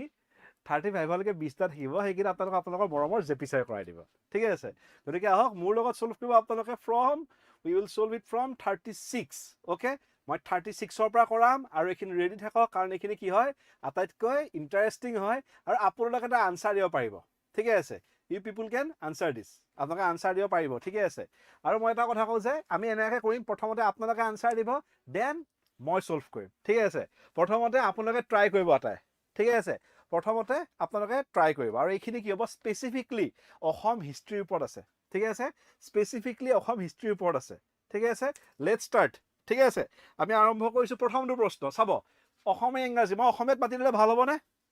ঠিক আছে মই অসমীয়াত মাতি দিম ঠিক আছে কাৰণ ইংলিশটো আপুনি জানে তো মইতো ধুনীয়াকৈ অসমীয়াত মাতিম অকমান মই হেৰি কৰিছো এনলাৰ্জ কৰি দিছো ঠিক আছে মইতো এনলাৰ্জ কৰি দিছো অকমান ঠিক আছে ওকে এতিয়া কি কোৱেশ্চন নম্বৰ 36 ঠিক আছে কোৱেশ্চন নম্বৰ 36 টো ডাইৰেক্ট প্ৰশ্ন হয় এটো ডাইৰেক্ট প্ৰশ্ন হয় এবিসিডি অপচনৰ একো খেলেই নাই ঠিক আছে ইয়াত চাও কি দি থোৱা আছে আহোম ৰাজ্যৰ ওপৰত কোচ আক্ৰমণৰ পিছত 1563 খ্ৰীষ্টাব্দত স্বাক্ষৰিত হোৱা ঐতিহাসিক মাজুলীৰ সন্ধি কোন দুজন শাসকৰ মাজত হৈছিল হয় নহয় আমি জানো কি হয় প্ৰথমতে কি কৰিছিলে কোচ ৰজা নৰনাৰায়ণে কাৰ সময়ত আক্ৰমণ কৰিছিলে শুক্লেটবুঙৰ সময়ত সেইবাৰ কি হৈছিলে পিছলাৰ যুদ্ধত কোচসকল পৰাভূত হৈ কি হ'ল পিছুৱাই গ'ল তাৰ পিছৰবাৰ কি কৰিলে কোচ সেনাপতি চিলাৰে কি কৰিলে সৈন্য বাহিনী হস্তম কৰিলে হয় নহয় কোৱা যায় যে এইবাৰতে কি কৰিছিলে কছাৰী বা যিবিলাক দফলা এই ট্ৰাইববিলাকক কি কৰিলে তেওঁ নিজৰ লগত একাত্ম কৰি ল'লে হয় নহয় লৈ তেওঁ আহোমৰ বিৰুদ্ধে বিশাল সামৰিক অভিযান চলালে এই অভিযানত কি হ'ল ৰজা পৰাভূত হ'ল তেওঁ চৰাই খৰঙলৈ পৰাবলগীয়া হৈছিলে আৰু তেতিয়া কি কৰিছিলে আহোম ৰজা কি ক'লো আহোম ৰজা সুখাম্ফা বা কি খোৰা ৰজাই কি কৰিলে এটা সন্ধি কৰিলে কাৰ লগত নৰনাৰায়ণৰ লগত আৰু সেইটোকে আমি কি বুলি কওঁ মাজুলীৰ সন্ধি কি কওঁ সেই সন্ধিকে আমি কি বুলি কওঁ মাজুলীৰ সন্ধি আৰু এই মাজুলীৰ সন্ধি অনুসৰি কি কৰিলে ব্ৰহ্মপুত্ৰৰ উত্তৰ পাৰৰ কি ক'লো ব্ৰহ্মপুত্ৰৰ উত্তৰ পাৰৰ এক বৃহৎ অংশ কি ক'লো এক বৃহৎ অংশ কাক এৰি দিবলগীয়া হ'ল কোচক এৰি দিবলগীয়া হ'ল কাক কোচক এৰি দিবলগীয়া হ'ল তাৰ ফলত কি হৈছিল গম পায় তাৰ উপৰিও আহোম দা ডাঙৰীয়াসকলৰ কেইবাজনো সন্তানক কি ক'লো আহোম দা ডাঙৰীয়াৰ কেইবাজনো সন্তানক এজ এ কয় নহয় যুদ্ধবন্দী বা কয় নহয় মানে হেৰি হিচাপে মানে এটা সেফটি হিচাপে কাক দিবলগীয়া হৈছিলে হেৰিক গতাই দি কোচক গতাই দিবলগীয়া হৈছিলে ইয়াৰ মাজত মানে কি আছিলে আৰু এই ঘটনাটোক লৈ এগৰাকী আহোম মহিলাই খোৰা ৰজা সুখাম্ফাক খুব মানে অসন্মানেৰ মানে হেৰি মানে খুব বেয়াকৈ মানে সেই ৰাজসভাত মানে খুব ডাঙৰকৈ প্ৰশ্ন উঠাইছিলে আপোনালোকে নাং ব্লক গাভৰুৰ কথাটো জানে হয় নহয় সেই নাং ব্লক গাভৰুৰ সময়ত কি হৈছিলে একেলগে প্ৰশ্ন মিলাই দিছো মই ঠিকে আছে এই সুখাম্ফাই কি কৰিলে নৰনাৰায়ণৰ লগত মাজুলী সন্ধি কৰি ব্ৰহ্মপুত্ৰ উত্তৰ পাৰৰ বহুত ঠাই এৰি দিলে আহোমৰ কেইবাজনৰ দা ডাঙৰীয়া সন্তানক কি দিলে মানে যুদ্ধবন্দী হিচাপে কাক দি দিলে বা মানে কয় নহয় যাতে আহোমে সদায় কোচৰ সাৰ্বভৌমত্ব মানি চলিব সেইটো কথা ৰাখিবলৈকে নৰনাৰায়ণৰ ওচৰত পঠিয়াই দিলে বন্দী হিচাপে আৰু এই কথাত ৰজা সুখাম্ফাক নাং ব্লক গাভৰুৱে খুব বেয়াকৈ ভৰ্ৎসনা কৰিছিলে ঠিকে আছে আৰু এয়া আছিল কি 36 নম্বৰ অপশ্যন কোনটো হ'ব অপশ্যন উইল বি খ বা কি বি নৰনাৰায়ণ সুখাম্ফা হৈ গ'ল আনসাৰ কি হ'ব বি নৰনাৰায়ণ বা সুখাম্ফা হৈ গ'ল নেক্সট আহক আমি ইয়াতে চাম এতিয়া নেক্সট আমাৰ কাৰণে টাৰ্গেট কোনটো হয় নেক্সট টাৰ্গেট হ'ব আমাৰ মই অসমীয়াত উলিয়াই দিছো হা ধুনীয়াকৈ ইয়াত চাব এতিয়া ঠিকে আছিলে আহোম শাসক তলত কোনকেইটা ভালকৈ শুদ্ধকৈ মিলিছে ঠিকে আছে শাসক আৰু যুদ্ধৰ কোনকেইটা ভালকৈ মিলিছে চাব কোনকেইটা কাৰেক্টলি মেটচ হৈছে ইটছ আপ টু ইউ ঠিক আছে এটা অসুৰালি যুদ্ধ বা অসুৰালি সন্ধি বুলি মই ক'ব পাৰোঁ অসুৰালি সন্ধি কোনটো ভালকৈ মেটচ কৰিছে চাওক कौन सा अच्छे से मैच हो रहा है देखो तो आप लोग কোনটো ভালকৈ মেটচ হৈ আছে চাওক কোনটো ভালকৈ মেটচ হৈ আছে চাওক ইয়াতে ধুনীয়াকৈ চাওক কোনটো মেটচ হৈ আছে ইয়াত কি দিয়া আছে প্ৰতাপ সিংহ আৰু অসুৰালি যুদ্ধ জয়ধ্বজ সিংহ শৰাইঘাটৰ যুদ্ধ চক্ৰধ্বজ আলাইবৰ আমি জানোৱে প্ৰতাপ সিংহ হয় নহয় প্ৰতাপ সিংহৰ সময়ত কি হৈছিলে প্ৰতাপ সিংহৰ সময়ত কি হৈছিলে প্ৰখ্যাত অসুৰালিৰ সন্ধি হৈছিলে হয় নহয় আহোমৰ সেনাপতিৰ নাম কি আছিলে মোমাই তামুলী বৰবৰুৱা আৰু মোগলৰ সেনাপতিৰ নাম কি আছিলে আল্লাহ ইয়াৰ খান তেওঁলোকৰ মাজত কি হ'ল অসুৰালি সন্ধি স্বাক্ষৰিত হ'ল হয় নহয় তাৰ পিছত চক্ৰধ্বজ সিংহৰ সময়ত কি হৈছিলে আলাইবৰ যুদ্ধ হৈছিলে হয় নহয় আমাৰ হাজোৰ ওচৰৰ দদৰা পাহাৰ যিখন আছে আলাইবৰ তাত যুদ্ধ হৈছিলে ইয়াত একেদিনাই 10,000 আহোম সৈন্য নিহত হৈছিলে আৰু কি হৈছিলে গদাধৰ সিংহই কি কৰিছিলে 1682 কি কৰিছিলে প্ৰখ্যাত ইটাখুলি যুদ্ধত অৱতীৰ্ণ হৈছিল কিমান 1682 প্ৰখ্যাত ইটাখুলি যুদ্ধত অৱতীৰ্ণ হৈছিল আৰু এই ইটাখুলি যুদ্ধ কি আছিল আহোম মোগলৰ শেষ যুদ্ধ গতিকে কি হয় কেইটা শুদ্ধকৈ মিলিছে তিনিটা শুদ্ধকৈ মিলিছে কিন্তু জয়ধ্বজ শৰাইঘাট এইটো নহয় শৰাইঘাটৰ যুদ্ধ কাৰ সময়ত হৈছিলে এইটো হৈছিলে কাৰ সময়ত উদয়াদিত্য সিংহৰ সময়ত হৈছিলে কি শৰাইঘাটৰ যুদ্ধ ঠিকে আছে শৰাইঘাটৰ যুদ্ধ কাৰ সময়ত হৈছিলে উদয়াদিত্য সিংহৰ সময়ত জয়ধ্বজৰ সময়ত নহয় জয়ধ্বজৰ সময়ত কি হৈছিলে ঘিলাধাৰী ঘাটৰ সন্ধি হৈছিলে হয় নহয় যত আহোমৰ সেনাপতি হিচাপে আতন বুঢ়াগোহাঁই আৰু মোগলৰ হৈ কেনে কি কৰিছিলে মানে মিৰ্জুমলা হতৰাত স্বাক্ষৰ কৰিছিলে হয় নহয় আৰু এই জয়ধ্বজৰ সময়ত হোৱা ঘিলাধাৰী সন্ধি শুনি কি হৈছিলে জয়ধ্বজৰ জীয়ৰী ৰমণী গাভৰুক মোগলৰ লগে দি পঠিয়াবলগীয়া হৈছিলে তো এটা কাৰেক্ট আনসাৰ কি হ'ব অনলি 3 বুজি পাইছে নে এইটো কাৰেক্ট আনসাৰ কি হ'ব অনলি 3 এইটো ক্লিয়াৰ নে এইটো বুজি পালে নে আপোনালোকে এতিয়া ओके वेरी गुड चलो अभी बाकी देखते हैं ना okay now we come for the question number 38 ठीक है क्वेश्चन नंबर 38 কি দিছে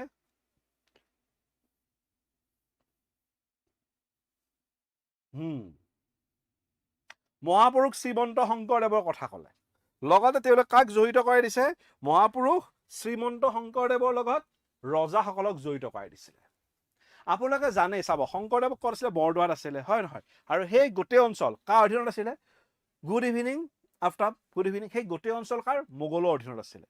আহোমৰ অধীনত আছিলে হয় নহয় শংকৰদেৱ আছিলে বৰপেটাত বৰদোৱাত আছিলে মহাপুৰুষ শ্ৰীমন্ত শংকৰদেৱ ক'ত আছিলে বৰদোৱাত আৰু বৰদোৱা কাৰ অধীনত আছিলে আহোমৰ অধীনত আপোনালোকে শুনি আচৰিত হ'ব কি যে আহোম ৰজা চুহুংমুঙক কিছুমান শাক্ত ব্ৰাহ্মণে কি কৰিছিলে শংকৰদেৱৰ বিষয়ে বহু কথা লগাই আছিলে বাট চুহুংমুঙে শংকৰদেৱৰ যিটো ব্যক্তিত্ব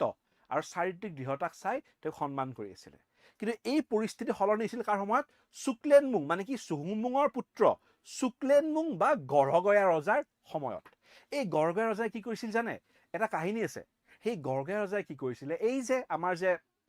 মানে তেওঁলোকে আহোমসকলে কি কৰিছিলে তেওঁলোকৰ নিজৰ দেৱতা সোমদেৱৰ পূজা কৰিছিলে হয় নহয় তো আমি জানো বামুণী কোঁৱৰ হয় নহয় বা চুডাংফাৰ সময়ত কি কৰিছিলে হিন্দু ধৰ্মই আহোমৰ প্ৰসাদত প্ৰৱেশ কৰিছিলে তো একেটা মন্দিৰতে এফালে আছিলে সোমদেৱৰ মূৰ্তি এফালে আছিলে কাৰ লক্ষ্মীনাৰায়ণৰ মূৰ্তি সেই শুক্লেনমুং কি কৰিছিলে ক্ৰমান্বয়ে মানে গড়গয়া ৰজা লাহে লাহে হিন্দু ধৰ্মৰ ফালে বেছিকৈ ঢাল খাইছিলে তেওঁ কি কৰিলে সেই লক্ষ্মীনাৰায়ণৰ মূৰ্তিটোহে অকলে থলে সোমদেৱ মূৰ্তিটো বাহিৰত উলিয়াই দিছিলে আৰু সেয়ে দেখাই যে কি তেওঁৰ ওপৰত হিন্দু ধৰ্মৰ প্ৰাধান্য বেছিকৈ বাঢ়িছিলে আৰু বিশেষকৈ ব্ৰাহ্মণসকলে শুক্লেনমুঙক তেওঁক মানে আইডিঅলজিত কেপচাৰ কৰিব পাৰিছিলে তেতিয়া শুক্লেনমুঙে কি কৰিলে গম পায় বৈষ্ণৱৰ কথা লগাই থাকে শুক্লেনমুঙে কি কৰিলে সেই শংকৰদেৱ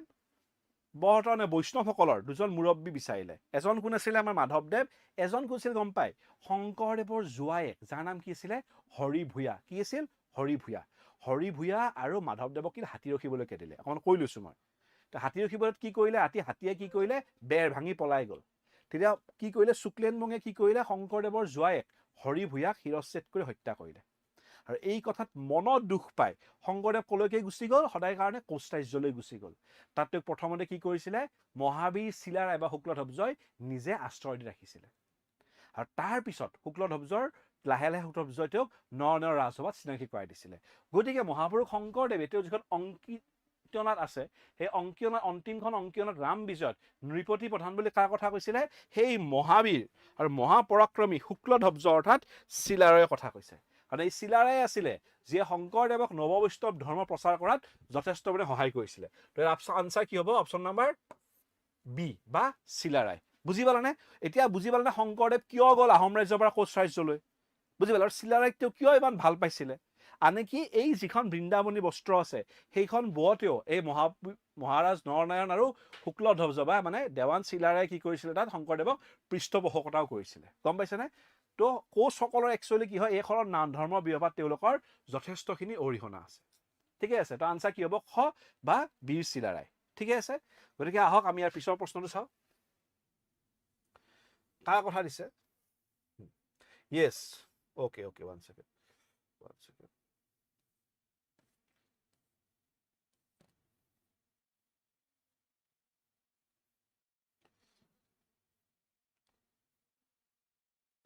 হ'ব দেই মই নমাই লৈছোঁ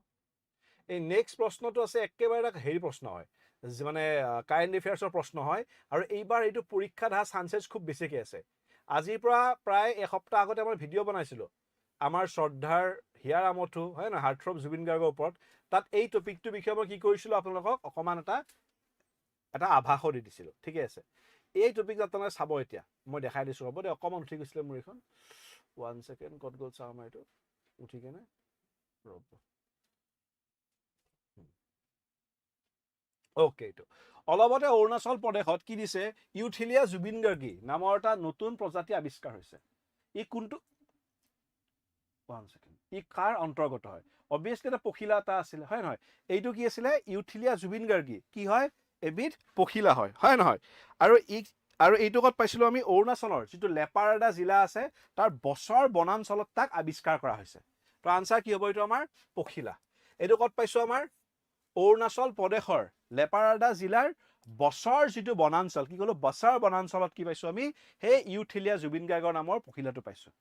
এইটো কিন্তু আপোনালোকৰ প্ৰিলিমছত আহিব পৰা এটা খুব সম্ভাৱ্য প্ৰশ্ন হয় এইটো চান্সেছ বহুত আছে মই ষ্টাৰ মাৰ্ক দি থৈ দিছোঁ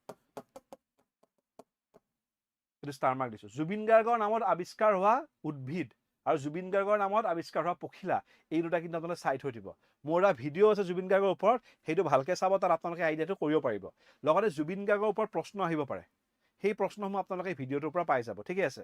গতিকে এইটো হৈ গ'ল। নেক্সট আমি তাৰ পিছৰ প্ৰশ্নটো চাম। ঠিকে আছে, তলত দিয়া কোনগৰাকী ব্যক্তি 2026 চনৰ মানে যিটো আমাৰ 16th আছাম এছেম্বলি আছিলে তাৰ প্ৰ' টাৰ্ম স্পীকাৰ হিচাপে নিযুক্ত দিয়া গৈছিলে। এতিয়া প্ৰ' টাৰ্ম স্পীকাৰ বুলি আমি কাক কওঁ? আটাইতকৈ যেন বয়োজ্যেষ্ঠ ব্যক্তি থাকে তেওঁক কি কৰা যায়? প্ৰ' টাৰ্ম স্পীকাৰ বুলি কোৱা যায়, হয় নহয়? গতিকে আমাৰ বিধানসভাৰ প্ৰ' টাৰ্ম স্পীকাৰ হিচাপে কোন আহিলে? এতিয়া আপোনালোকে জানে আগতে কি আছিলে? ধৰ্মপুৰ সমষ্টি আছিলে, এতিয়াতো সমষ্টি হৈ গ'ল, বেলেগ হৈ গ'ল, হয় নহয়? এতিয়া আমাৰ ক'ত গ'ল? আমাৰ টিহু সমষ্টিলৈকে গুচি গ'ল। আগতে ধৰ্মপুৰ সমষ্টি যিজন আমাৰ বিধায়ক আছিলে বা ACP সময়তে মিনিষ্টাৰো হৈ আছিলে, হয় নহয়?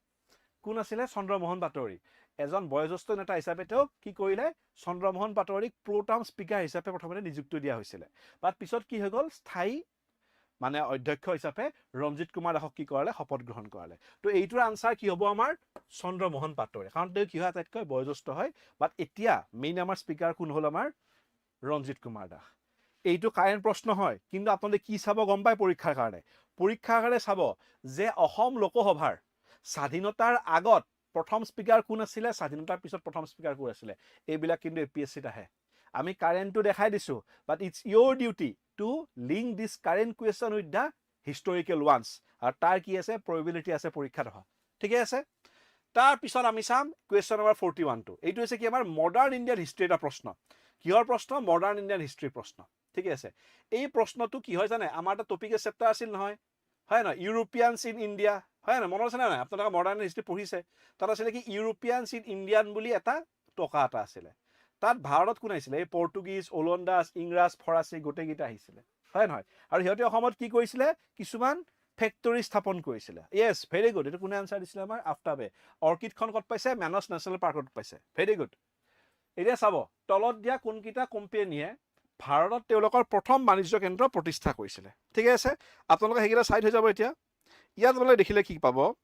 পৰ্তুগীজসকলে ক'ত স্থাপন কৰিছে? গোৱাত নহয়, গোৱা তেওঁলোকৰ এডমিনিষ্ট্ৰেটিভ হেডকোৱাৰ্টাৰ আছিলে। তেওঁলোকে ক'ত কৰিছিলে? কালিকাট। কালিকাটত কৰিছিলে। পৰ্তুগীজবিলাক ওলন্দাজ বা ডাটছে ক'ত কৰিছিলে? মছলিপট্টনম। ক'ত কৰিছিলে? মছলিপট্টনমত কৰিছিলে। ঠিকে আছে, ইংৰাজ বা ব্ৰিটিছে ক'ত কৰিছে? চুৰাটতে কৰিছে। ফ্ৰান্সে পণ্ডিতচেৰী নাই কৰা। They also' started the factory at Surat. ফ্ৰান্সে ক'ত কৰিছে? তেওঁলোকৰ চুৰাটতে স্থাপন কৰিছে। ঠিকে আছে, গতিকে ইয়াত কেইটা শুদ্ধ হয়? অকল অ'কে, প্ৰথম বাণিজ্যতে ভুলকে কেইটা মিলিছে? দুটা শুদ্ধ, দুটা ভুল। ঠিকে আছে, আৰু এইটো প্ৰশ্ন খুব ইম্পৰ্টেণ্ট হয়। ইংৰাজে 1613 চনত কি কৰিছিলে? চুৰাটত তেওঁলোকৰ প্ৰথম ফেক্টৰী স্থাপন কৰিছিলে।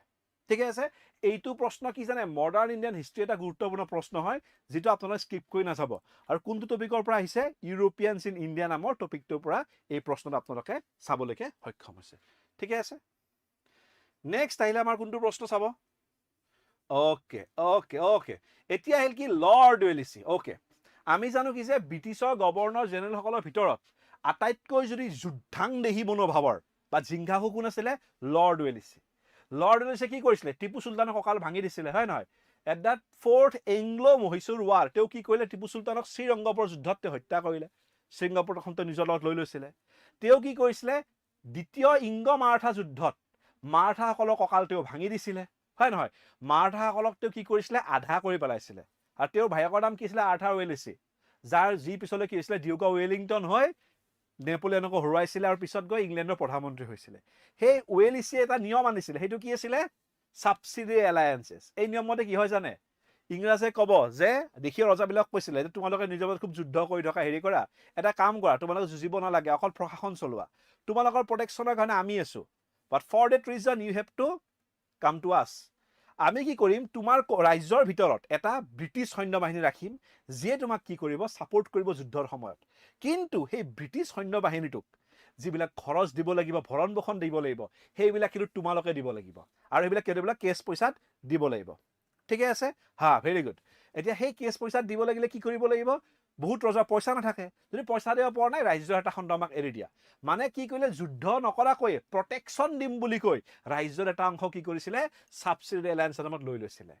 আৰু লগতে কয় অকল সৈন্যত হ'লেই নহ'ব নহয়, তুমি ইয়াৰ কাম কাজ চাবলৈকে অলপ আমাক এজন কি ৰাখিম, we will put a British resident in your court, তোমাৰ কোৰ্টত কি থম আজি এজন ব্ৰিটিছ ৰেচিডেণ্টক থৈ দিম। তো সেই বুলি ক'লে। তাৰ পিছত কি কৰিলে গম পোৱা, আৰু লগতে কৈছিলে ব্ৰিটিছ ৰেচিডেণ্ট থাকিবই, লগতে তোমালোকে যাতে বেলেগ যিবিলাক ইউৰোপিয়ান কোম্পানী হওক, ফ্ৰেঞ্চ হওক, মাৰ্কিন মানে আমেৰিকান হওক বা পৰ্টুগিজ হওক বা কোনো দেশীয় পাৱাৰৰ লগত আমাক নুসুধাকৈ মানে ব্ৰিটিছক নুসুধাকৈ তোমালোকে কোনো চুক্তি কৰিব নোৱাৰিবা, নতুবা তোমালোকৰ যিটো নিজৰ ফ'ৰ্চ আছে, এটা ৰজাৰ নিজৰ ফ'ৰ্চ থাকে নহয়, তাক ট্ৰেইনিং কৰাবলৈকেও কোনো বিদেশী বিষয়াক নিযুক্ত কৰিব নোৱাৰিলা। মানে কি কৰিলে, তাৰ গোটেই পাৱাৰটো কেপচাৰ কৰি লৈছিলে। এটা প্ৰশ্ন সুধিছে কি যে ৱেলিছে প্ৰৱৰ্তন কৰা ছাবচিডিয়াৰী এলায়েন্সত কোনজন ভাৰতীয় সোমাইছিলে, ডেট ৱাজ নিজাম আলী খান। এই হায়দৰাবাদৰ নিজামটোৱে কি কৰিছিলে, প্ৰথমতে কি কৰিলে, ব্ৰিটিছৰ অধীনত সোমাই গ'ল। আৰু এই হায়দৰাবাদ নিজামেই আছিলে যাক কি কৰিছিলে ব্ৰিটিছে, মানে ব্ৰিটিছে ভাৰতবৰ্ষ এৰি থৈ যোৱাৰ পিছতো সিহঁতে কি কৰিছিলে, ভাৰতত শাসন চলাই আছিলে। এখন জেনেৰেল জে এন চৌধুৰীয়ে কি কৰিলে, সিহঁতক খেদি কেনে কি কৰিছিলে, ৰাজাকাৰক মুক্তি কৰি সেই হায়দৰাবাদ ভাৰতত মিলাই দিছিলে। তো এই নিজামে কি আছিলে, প্ৰথমজন মানুহ যিয়ে ব্ৰিটিছৰ গোলামী সহজতে স্বীকাৰ কৰি লৈছিলে। ঠিকে আছে, এইটো আছিলে নিজাম আলী। অ'কে, তো নেক্সট প্ৰশ্নটো আমি চাওঁ এতিয়া। এইটো হিষ্ট্ৰীৰ প্ৰশ্ন আছিলে। এইটো এটা অসমৰ GS5ৰ এটা প্ৰশ্ন হয়, ঠিকে আছে, কাৰেণ্ট এফেয়াৰ্ছ হয়।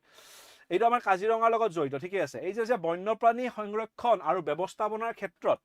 দেখুওৱা উৎকৃষ্টতাৰ বাবে চেঞ্চুৰী এছিয়াৰ দ্বাৰা প্ৰদান কৰা বন্যপ্ৰাণী সেৱা বঁটা 2025 কোনে লাভ কৰিছে, ঠিকে আছে। এইটো প্ৰশ্ন সুধিছে কি 2025 কোনে লাভ কৰিছে। ইয়াৰ আনচাৰটো কোন জানে, ইয়াৰ আনচাৰটো হৈছে ডক্টৰ সোণালী ঘোষ, ঠিকে আছে। তেওঁ কি হয়, ডক্টৰ সোণালী ঘোষ, ঠিকে আছে। তেওঁ কি হয়, আমাৰ যে কাজিৰঙা অভয়াৰণ্য আছে তাৰ তেওঁ কি হয়, ফিল্ড ডাইৰেক্টৰ হয়, ঠিক আছে। তেওঁ আমাৰ কাজিৰঙা অভয়াৰণ্যৰ ফিল্ড ডাইৰেক্টৰ হয়। She was appointed in 2023. She was the first ever field director of Kaziranga national park, ঠিকে আছে। আৰু তেওঁ কি লাভ কৰিছে, চেঞ্চুৰী ইণ্ডিয়াৰ কি লাভ কৰিছে, wild life service award of 2025 লাভ কৰিছে। খুব ইম্পৰ্টেণ্ট প্ৰশ্ন হয়, ঠিকে আছে। কি ক'লো এটা খুব ইম্পৰ্টেণ্ট প্ৰশ্ন হয়। অ'কে, অল আছাম অপেন মক এটা, অ'কে, ভাল কথা কৈছে, আমি ভাবিম এই বিষয়ে, ঠিকে আছে। আপুনি ভাল এটা অপশ্যন দিছা, we will obviously think about it. Okay, ভাল এটা তুমি ছাজেশ্যন দিছা, আমি চাম। Okay, now will come two hour question number 44। তাত কি দিয়া আছে, অ'কে, এইট চাবা হা, এই প্ৰশ্নটো চাবা দেই। এইটো আমাৰ কি আছে, আৰ্ট এণ্ড কালচাৰৰ প্ৰশ্ন। দিছে question of art and culture. ইয়াত কি কৈছে, ইউনেস্কোৰ মানৱ জাতিৰ অমূৰ্ত ঐতিহ্য, অ'কে, ইংলিছত ক'লে বেছি ইজি পাবা, ঠিকে আছে। কি দিছে, representative list of intangible cultural heritage. মানে কি হয় ন, কেতিয়াবা অসমীয়াটোতো বহুত ভাবিছে ইমান অসমীয়াত গুচি গৈছে, তো ইংলিছটো বহুতে গম পাওঁ। তো কি আছে, ইউনেস্কোৰ representative list of intangible cultural হেৰিটেজত তলত দিয়া কোনকেইটা নিযুক্ত মানে হেৰি সোমাই আছে, ছৌ নৃত্য, দুৰ্গা পূজা, গৰবা আৰু সত্ৰীয়া নৃত্য। মই কৈ দিওঁ যে ছৌ নৃত্য অলৰেডি অন্তৰ্ভুক্ত হৈ আছে, দুৰ্গা পূজা হৈ আছে, গৰবা হৈছে, বাট এই সত্ৰীয়া নৃত্য যিটো আছে, এই সত্ৰীয়া নৃত্য তাত কি হৈ থকা নাই, অন্তৰ্ভুক্ত হৈ থকা নাই, ঠিকে আছে। এই সত্ৰীয়া নৃত্যক কি কৰা নাই, তাত সোমাই থকা নাই, ঠিকে আছে। ইয়াক আমি তাত নিযুক্ত কৰি থৈ দিয়া নাই, ঠিকে আছে। গতিকে এইটো কি হৈ যাব আমাৰ, ইয়াত কোন হৈ গ'ল আমাৰ লগতে সংকীৰ্তন, মণিপুৰৰ যিটো সংকীৰ্তন ইও তাত অন্তৰ্ভুক্ত হৈ আছে, জাষ্ট এই সত্ৰীয়া নৃত্য তাত অন্তৰ্ভুক্ত হৈ থকা নাই। কেইটা অন্তৰ্ভুক্ত হৈছে, গতিকে 4টা। সত্ৰীয়াক বাদ দি গোটেইকেইটা ইনটেঞ্জিবল কালচাৰেল হেৰিটেজ ইউনিটেড চবকেইটা সোমাই আছে। অ'কে, গতিকে নাও এই come to question number 45। Okay, এইটো চাব, 1833 চনত স্বাক্ষৰিত হোৱা গুৱাহাটীৰ সন্ধি বা treaty of Gauhati, actually Guwahati নেকি গৌহাটী, তেতিয়া কি আছিলে, গৌহাটী আছিলে। তাত কোন কোন জড়িত হৈ আছিলে, ঠিকে আছিলে, কোনটো শুদ্ধভাৱে জড়িত হৈ আছিলে চাব। গুৱাহাটী সন্ধি কাৰ কামত ধৰিছিল গম পায়, অবভিয়াছলি চন্দ্ৰকান্ত হ'বই নোৱাৰে, কাটি দিছোঁ মই। গোমধৰ কি বিদ্ৰোহ কৰিছে, গোমধৰ বিদ্ৰোহীৰ লগত কি চুক্তি কৰি দিছে, তেওঁলোকে একো চুক্তিয়ে নাই কৰা। ৰূপচান্দ কোঁৱৰৰ লগত কি কৰিছিলে, ৰূপচান্দক ফাঁচিয়ে দিছিলে, নিউ ভেলীটো মুকলি কৰি দিছিলে। তো একো সন্ধিকাৰ মাজত হৈছে পুৰন্দৰ সিংহ আৰু TC ৰবাৰ্টছনৰ মাজত 1833 পৰা অ'কে চৰি ক'ত গ'ল এইখন আমাৰ, অ'কে 1833 পৰা 1838লৈকে মানে 5 বছৰ ধৰি উজনি অসমত, মানে উজনি নামনি সীমা কি কৈছিলে, বিশ্বনাথ জিলাক দিছিলে। তো উজনি অসমৰ বিশ্বনাথৰ উজনি অসমত কাৰ শাসন প্ৰতিষ্ঠা হৈছিলে, আকৌ এবাৰ কাৰণে আহোমৰ শাসন প্ৰতিষ্ঠা হৈছিলে, ঠিক আছে। কাৰ শাসন প্ৰতিষ্ঠা হৈছিলে, আহোমৰ শাসন প্ৰতিষ্ঠা হৈছিলে। তো গুৱাহাটী সন্ধি কাৰ লগত জড়িত, পুৰন্দৰ সিংহৰ লগত। আৰু সেই মতে ব্ৰিটিছক বছৰি 50,000 টকা দিম বুলি গাত ল'বলগীয়া হৈছিল, ঠিকে আছে। তো এইটো এটা ইম্পৰ্টেণ্ট প্ৰশ্ন হয়। আনচাৰ ইজ অসমীয়া হ'লে খ আৰু ইংলিছত হ'লে বি, ঠিকে আছে। গতিকে নেক্সট চাম এতিয়া কিমান 46 ওকে চাম আমি এতিয়া হা এতিয়া আহিল কৰি আমাৰ গোৱালপাৰা লোকগীতৰ সাম্ৰাজ্ঞী প্ৰতিমা পাণ্ডে বৰুৱাৰ ওপৰত প্ৰশ্ন ঠিক আছে ইয়াত কি দিছে প্ৰতিভা বৰুৱা পাণ্ডে আৰু প্ৰতিভা বৰুৱা পাণ্ডে সৰণি বঁটা সম্বন্ধে প্ৰতিভা পাণ্ডে বৰুৱা সৰণিত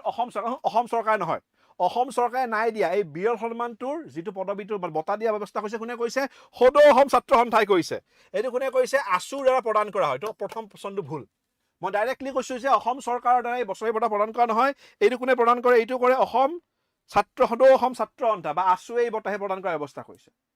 তো অবভিয়াছলি পশ্চিম অসমৰ গোৱালপাৰা লোকগীতৰ সাম্ৰাজ্ঞী প্ৰতিভা পাণ্ডে বৰুৱা ৰত্নেশ্বৰ মৰাণে 2025 চনত এই সৰণি বঁটা লাভ কৰিছে আৰু প্ৰতিভা পাণ্ডে বৰুৱা কোন আছিলে গৌৰীপুৰৰ ৰাজ পৰিয়ালৰ দুহিতা আছিলে she has royal blood right তো ইয়াত কোনটো হ'ব বিবেচনা কৰা তো কোনটো কাৰেক্ট হ'ব অপচন নাম্বাৰ এ মানে 2 3 and 4 বাৰে বাৰে মনত ৰাখিব প্ৰতিভা পাণ্ডে সৰণি বৰুৱা কোনে দিছে সদৌ অসম ছাত্ৰ সন্থা মানে অল আছাম ষ্টুডেণ্ট ইউনিয়ন আছুৱে সেই বঁটা প্ৰদান কৰে এইটো খুব ইম্পৰ্টেণ্ট প্ৰশ্ন হয় ঠিকে আছে আছুৰ এটা প্ৰশ্ন ভৰাই দিলে লগতে চাই যাব আছুৰ গঠন কেতিয়া হৈছিলে ছাত্ৰ সন্থা বা অসমৰ ভূমিকা কি আছিল সেইবিলাক কিন্তু as a historical point of view আপোনালোকে চাই যাব বুলি মই আশা ৰাখিলো ঠিকে আছে এইটো কি আছিল এটা কাৰেণ্ট এফেয়াৰ্ছৰ প্ৰশ্ন আছিলে which is very very important and you can not skip this topic okay now we will come for question number 47 তাত কি দিয়া আছে হা Assam and non cooperation movement Assam আৰু কি দিয়া আছে আইন অসহযোগ আন্দোলন মনত ৰাখিব অসহযোগ আন্দোলনটোৱে প্ৰথম ঢৌ আছিলে য'ত অসমে কি কৰিছিলে নেশ্যনেল পলিটিক্সৰ লগত বা নেশ্যনেল যিটো মুভমেণ্ট তাৰ লগত ইণ্ডিয়ান নেশ্যনেল মুভমেণ্টৰ লগত অসমৰ নেশ্যনেল মুভমেণ্টটো এলাইনড হৈ গৈছিলে মনত ৰাখিব অসমত কি আছিলে আগতে কংগ্ৰেছ নাছিলে অসমত যিখিনি কংগ্ৰেছৰ কাম আণ্ডাৰ হৈছিলে বেংগল কংগ্ৰেছৰ আণ্ডাৰ হৈ আছিলে অসমত তেতিয়া কি আছিলে ছ'চিঅ' ইকনমিক অৰ্গেনাইজেশ্যন যেনেকুৱা যোৰহাট সাৰ্বজনিক সভা হয় নহয় ৰায়ত সভা আহোম সভা এইবিলাক আছিলে তো সেই সময়ত কি কৰিছিলে অসমক আটাইতকৈ আদৰণীয়া ছ'চিঅ' ইকনমিক অৰ্গেনাইজেশ্যন কোন আছিলে that was Assam association right সেই অসম এছ'চিয়েশ্যনে কি কৰিলে এইটো গুৱাহাটী নহয় কিন্তু এইটো কি তেজপুৰ অধিৱেশন এইটো কি অধিৱেশন হ'ব তেজপুৰ ঠিকে আছে তেওঁলোকৰ যিটো তেজপুৰ অধিৱেশন আছিলে তো তেজপুৰ অধিৱেশনত কি কৰিলে তেওঁলোকে অসহযোগক ছাপোৰ্ট কৰিলে আৰু ক'লে কি যে এতিয়াৰ পৰা আমাৰ আইডিঅলজি কাৰ লগত মিলিব ইণ্ডিয়ান মেইন ষ্ট্ৰীম মুভমেণ্টৰ লগত মিলি যাব বুলি ক'লে আৰু তেওঁলোকে কি ক'লে স্বৰাজ লাভক অন্যতম লক্ষ্য বুলি ক'লে হয় নহয় তেওঁলোকে কি কৰিলে 1921ত APCC গঠন কৰিলে আৰু APCC লগত কি হৈ গ'ল আমাৰ এই অসম এছন মাৰ্জ হৈ গ'ল নবীন চন্দ্ৰ বৰদলৈ কি আছিলে সভাপতি নাছিলে ঠিকে আছিলে তেওঁ কি আছিলে সম্পাদক নবীন চন্দ্ৰ বৰদলৈ কি আছিলে প্ৰথমজন ওকে অন লিখাতে এটা ইস্যু হৈ আছে মই লিখি দিছো he was the first secretary Nabin Chandra Bordoloi কি আছিলে তেওঁ আছিল ছেক্ৰেটাৰী কিন্তু সভাপতি কোন আছিলে কুলধৰ চলিহা সভাপতি কোন আছিলে আমাৰ কুলধৰ চলিহাহে সভাপতি আছিল ঠিকে আছিলে নবীন চন্দ্ৰ বৰদলৈ কি আছিলে সম্পাদক হে আছিলে সভাপতি কোন কুলধৰ চলিহা ঠিকে আছে তলত দিয়াতে কোনটো শুদ্ধ হ'ব শুদ্ধ কোনটো হ'ব অকল ক 2 and 3 খুব ইম্পৰ্টেণ্ট প্ৰশ্ন দেই এইটো কি হ'ব খুব ইম্পৰ্টেণ্ট প্ৰশ্ন হ'ব you can not skip it ঠিকে আছে এইটো কি হৈ গ'ল 2 and 3 কাৰেক্ট ঠিকে আছে ओके ये वाला हो गया आपका चलो बाकी को देखते अमर ओके ओके অকমান নেটৱৰ্কৰ ইস্যু হৈ আছে হা অকমান নেটৱৰ্কটো যে অকমান ডিস্টাৰ্ব দি আছে ডোন্ট वरी আমাৰটো হৈ যাব অকমান ৰখক আপোনালোকে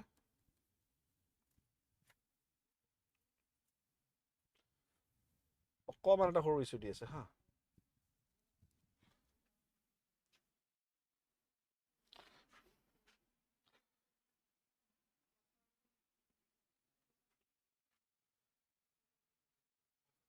one second মই সলভ কৰি দি আছো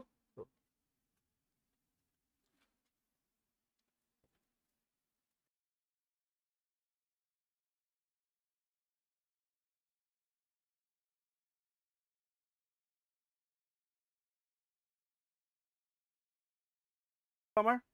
ওকে আমি কলকে কৰিছিল এবাৰ 48 right we will come to our 48 number question right আমি আকৌ আমাৰ কলকে আহিম আমাৰ 48 নম্বৰ কোৱেশ্চনলৈকে আহি যাম ডোন্ট वरी অকমান এটা সৰু ইস্যু হৈছিল right no issues তো এতিয়া চাও আমি কোন ওকে আমাৰ হৈ গল yes now question number 48 will come ঠিক আছে question number 48 তো হিলে কি হিলে which of the following set okay অসমীয়াতে চাও আমি কি দি আছিল তলত দিয়া কোনটো নেতাৰ গোট অসমত স্বৰাজ পাৰ্টি ওকে তো স্বৰাজ পাৰ্টি গঠন হ'ল ৰাইট তো স্বৰাজ পাৰ্টি ক'ত গঠন হ'ল আমি জানো ভাৰতত কি কৰিছিলে চিত্তৰঞ্জন দাস আৰু মতিলাল নেহেৰু কি ক'লো মই চিত্তৰঞ্জন দাস আৰু মতিলাল নেহেৰু কিহৰ ষ্টাৰ্ট কৰিলে তেওঁলোকে স্বৰাজ পাৰ্টি ষ্টাৰ্টিং কৰিলে কিহৰ স্বৰাজ পাৰ্টি ষ্টাৰ্টিং কৰিলে তো অসমতো কি হৈছিলে স্বৰাজ পাৰ্টি যথেষ্টখিনি কি কৰিছিলে প্ৰাধান্য বৃদ্ধি পাইছিলে ঠিকে আছিলে অসমত যিটো স্বৰাজ পাৰ্টি আছিলে অসমত স্বৰাজ পাৰ্টি নেতৃত্ব কোনে দিছিলে এইসকল মানুহে দিছিলে একচুৱেলি কি হৈছিলে তেওঁলোকে কংগ্ৰেছৰ কিছুমান কামৰ প্ৰতি অসন্তুষ্টি প্ৰকাশ কৰিছিলে ঠিকে আছিলে তেওঁলোকে কংগ্ৰেছৰ কামৰ প্ৰতি অসন্তুষ্টি প্ৰকাশ কৰিলে গতিকে তেওঁলোকে কিহৰ আৰম্ভ কৰিলে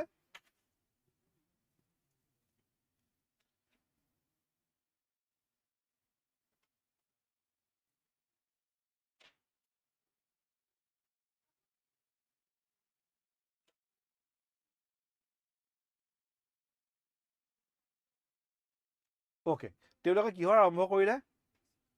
বিশেষকৈ তৰুণৰাম ফুকন ৰোহিণী কুমাৰ চৌধুৰী আৰু গোপীনাথ বৰদলৈ ঠিকে আছে এওঁলোক তিনিজনে কিহৰ আৰম্ভ কৰিলে অসমত স্বৰাজ পাৰ্টি ষ্টাৰ্টিং কৰি দিলে ঠিকে আছিলে এওঁলোকে স্বৰাজ পাৰ্টি ষ্টাৰ্টিং কৰিলে তো এটা ইম্পৰ্টেণ্ট প্ৰশ্ন আছিলে অসমত স্বৰাজ পাৰ্টি আমি চিত্তৰঞ্জন দাস আৰু মতিলাল নেহেৰুৰ কথা চাওঁ বাট এওঁলোকৰ বস্তুটো আমি স্কিপ কৰি যাই থাকোঁ তো you can not skip this topic ঠিকে আছে নেক্সট আহিলোঁ ক'ল এতিয়া আমি আমাৰ কুৱেশ্যন নম্বৰ 49 আইন অমান্য ইয়েছ মনত ৰাখিব অসমত আইন অমান্য আন্দোলন আৰু এজন মানুহ তেওঁ কোন আছে আমাৰ বিশ্বৰাম মেধি কি ক'লো অসমৰ আইন অমান্য আন্দোলন মানে কোন বিশ্বৰাম মেধি মনত ৰাখিব খুব ইম্পৰ্টেণ্ট প্ৰশ্ন হয় বিশ্বৰাম মেধি হয় নহয় অসমত আইন অমান্য আন্দোলন গুৰি কোনে ধৰিছিলে বিশ্বৰাম মেধিয়ে গুৰি ধৰিছিলে ঠিকে আছিলে আৰু তাৰ পিছৰ প্ৰশ্নটো আমি চাম আটাইতকৈ ইম্পৰ্টেণ্ট প্ৰশ্নটো আমি কি চাম ভাৰত ত্যাগ আন্দোলনৰ সময়ত অসমত কংগ্ৰেছে গঠন কৰা শান্তি সেনাৰ কাম কি আছিলে ঠিকে আছিলে অসমত কি গঠিত হৈছিলে শান্তি সেনা গঠিত হৈছিলে আৰু তাৰ বুলবুল কাম কি আছিলে অবভিয়াছলি কি দিছে ব্ৰিটিছ ভাৰতীয় সেনাবাহিনীৰ যুৱক বাপৰে বাপ শান্তি সেনে মানাহে কৰিব হয় নহয় ভাৰত ত্যাগৰ সময়ত কি কৰিছিলে ব্ৰিটিছে জোৰ জবৰদস্তি কৰি মানুহক যুদ্ধত জড়িত কৰাইছিলে হয় নহয় আমাৰ গান্ধীয়ে কি কৈছিলে যে কোনো ব্ৰিটিছক যুদ্ধ প্ৰচেষ্টাত জড়িত নহ'বলৈ কৈছিলে ছেকেণ্ড ৱৰ্ল্ডৰ টাইমত তো শান্তি সেনাই কি কৰিছিলে অহিংস আৰু অনুশাসন বজাই ৰাখিছিলে আল্টিমেটলি কি আছিলে গান্ধীবাদী আদৰ্শৰে অনুপ্ৰাণিত আছিলে তেওঁলোকে কি কৰিলে যে আমি অহিংস অনুশাসন বজাই ৰাখিম গাঁওসমূহ সুৰক্ষিত কৰিম কি কৰিম ঔপনিৱেশিক শাসন মানে ব্ৰিটিছৰ বিৰুদ্ধে মানুহক একত্ৰিত কৰিম চৰকাৰী ধাৰা আক্ৰমণ কৰা মিছা কথা অহিংস আৰু সাংবিধানিক আলোচনা নকৰে তো কোনটো হ'ব অকল অপশ্যন নম্বৰ বি বা খটো আমাৰ কাৰেক্ট হ'ব ঠিকে আছে তো কি আছিলে এইটো আছিলে আমাৰ এটা খুব ইম্পৰ্টেণ্ট প্ৰশ্ন গতিকে মই ইয়ালৈকে কৰালো এতিয়া আমাৰ question number 16 from question number 16 to 35 যিকেইটা most important হয় যিকেইটা আপোনালোকে স্কিপ নকৰিব ঠিকে আছে ভালদৰে চাওক আজি পেপাৰখনৰ পৰা আপোনালোকে এইবাৰ APSCত যথেষ্টখিনি ছাপোৰ্ট পাব মই কৈছোঁ যথেষ্টখিনি ছাপোৰ্ট পাব আৰু সেই প্ৰশ্নখিনিৰ কাৰণে আমাৰ জেপি ছাৰক মই আদৰণি জনাইছোঁ sir please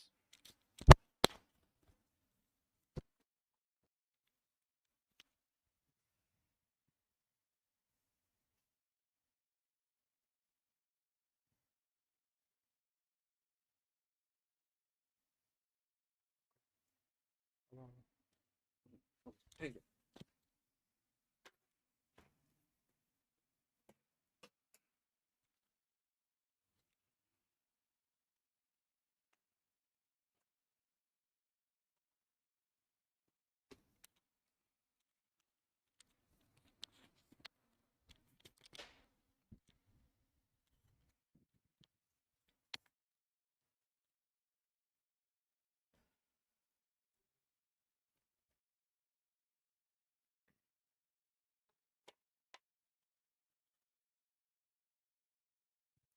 Hello everyone,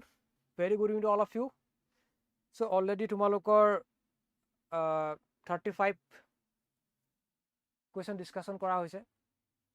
okay so remaining যিকেইটা question আছে আজি আমাৰ part 1 সেইকেইটা মই discussion কৰিম from question number 16 to question number 35 okay so important হয় so hope এই question বোৰৰ পৰা আপোনালোকৰ যে কেনেকুৱা ধৰণৰ question আমাৰ আহিব পাৰে so তাৰ এটা আপোনালোকৰ আইডিয়া এটা হ'ব okay আৰু এইবোৰ most important topic আমি লৈ আহিছো যিবোৰ exam relevant হয় বহুত বেছি important বহুত analysis কৰি পেলাই question paper খন আমি তৈয়াৰ মানে প্ৰিপেয়াৰ কৰা গৈছে so I hope ক্লাছটো আপোনালোকে ভালকে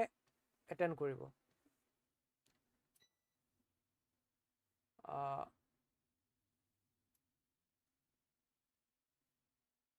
So I will start from question number 16. Okay, so question number 16 পৰা মই start কৰিম অসমীয়া আৰু ইংলিশ দুইটা মাধ্যমতে আছে সো আপোনালোকে চাই লব বেসিক্যালি মই ইংলিশ মাধ্যমতে ডিসকাশন কৰিম ঠিক আছে consider the following statement regarding Buddhism in Assam এই Buddhism in Assam ওপৰত last year আমাৰ এটা question আহিছিল APSC preliminary Buddhism ওপৰত এটা statement based question এটা আহিছিল ঠিক আছে সো এই questionটো আমাৰ last year PYQ পৰা লোৱা গৈছে not same নহয় but topic is important সেই টপিকটো কি হৈছে Buddhism in Assam এটা আমি চাও Buddhism had a significant presence in ancient Kamrupa কোনকিটা statement ইয়াত correct হয় আমি বিচাৰিব লাগে so Buddhism had a significant presence in ancient Kamrupa এটো সঁচা নে মিছা obviously it is true okay then Pala rulers of Kamrupa were patrons of Buddhism okay তেওঁলোকে Mahayana Hinayana দুটাই তেওঁলোকে কি কৰিছিল patronize কৰিছিল তাৰ উপৰি tantric Buddhism did not influence the religious traditions of Assam so এটো কি হয় যেটো কৈছে যে tantric Buddhism did not influence so এটো এটা কি হয় যে আমাৰ এটো এটা wrong হয় this is a wrong option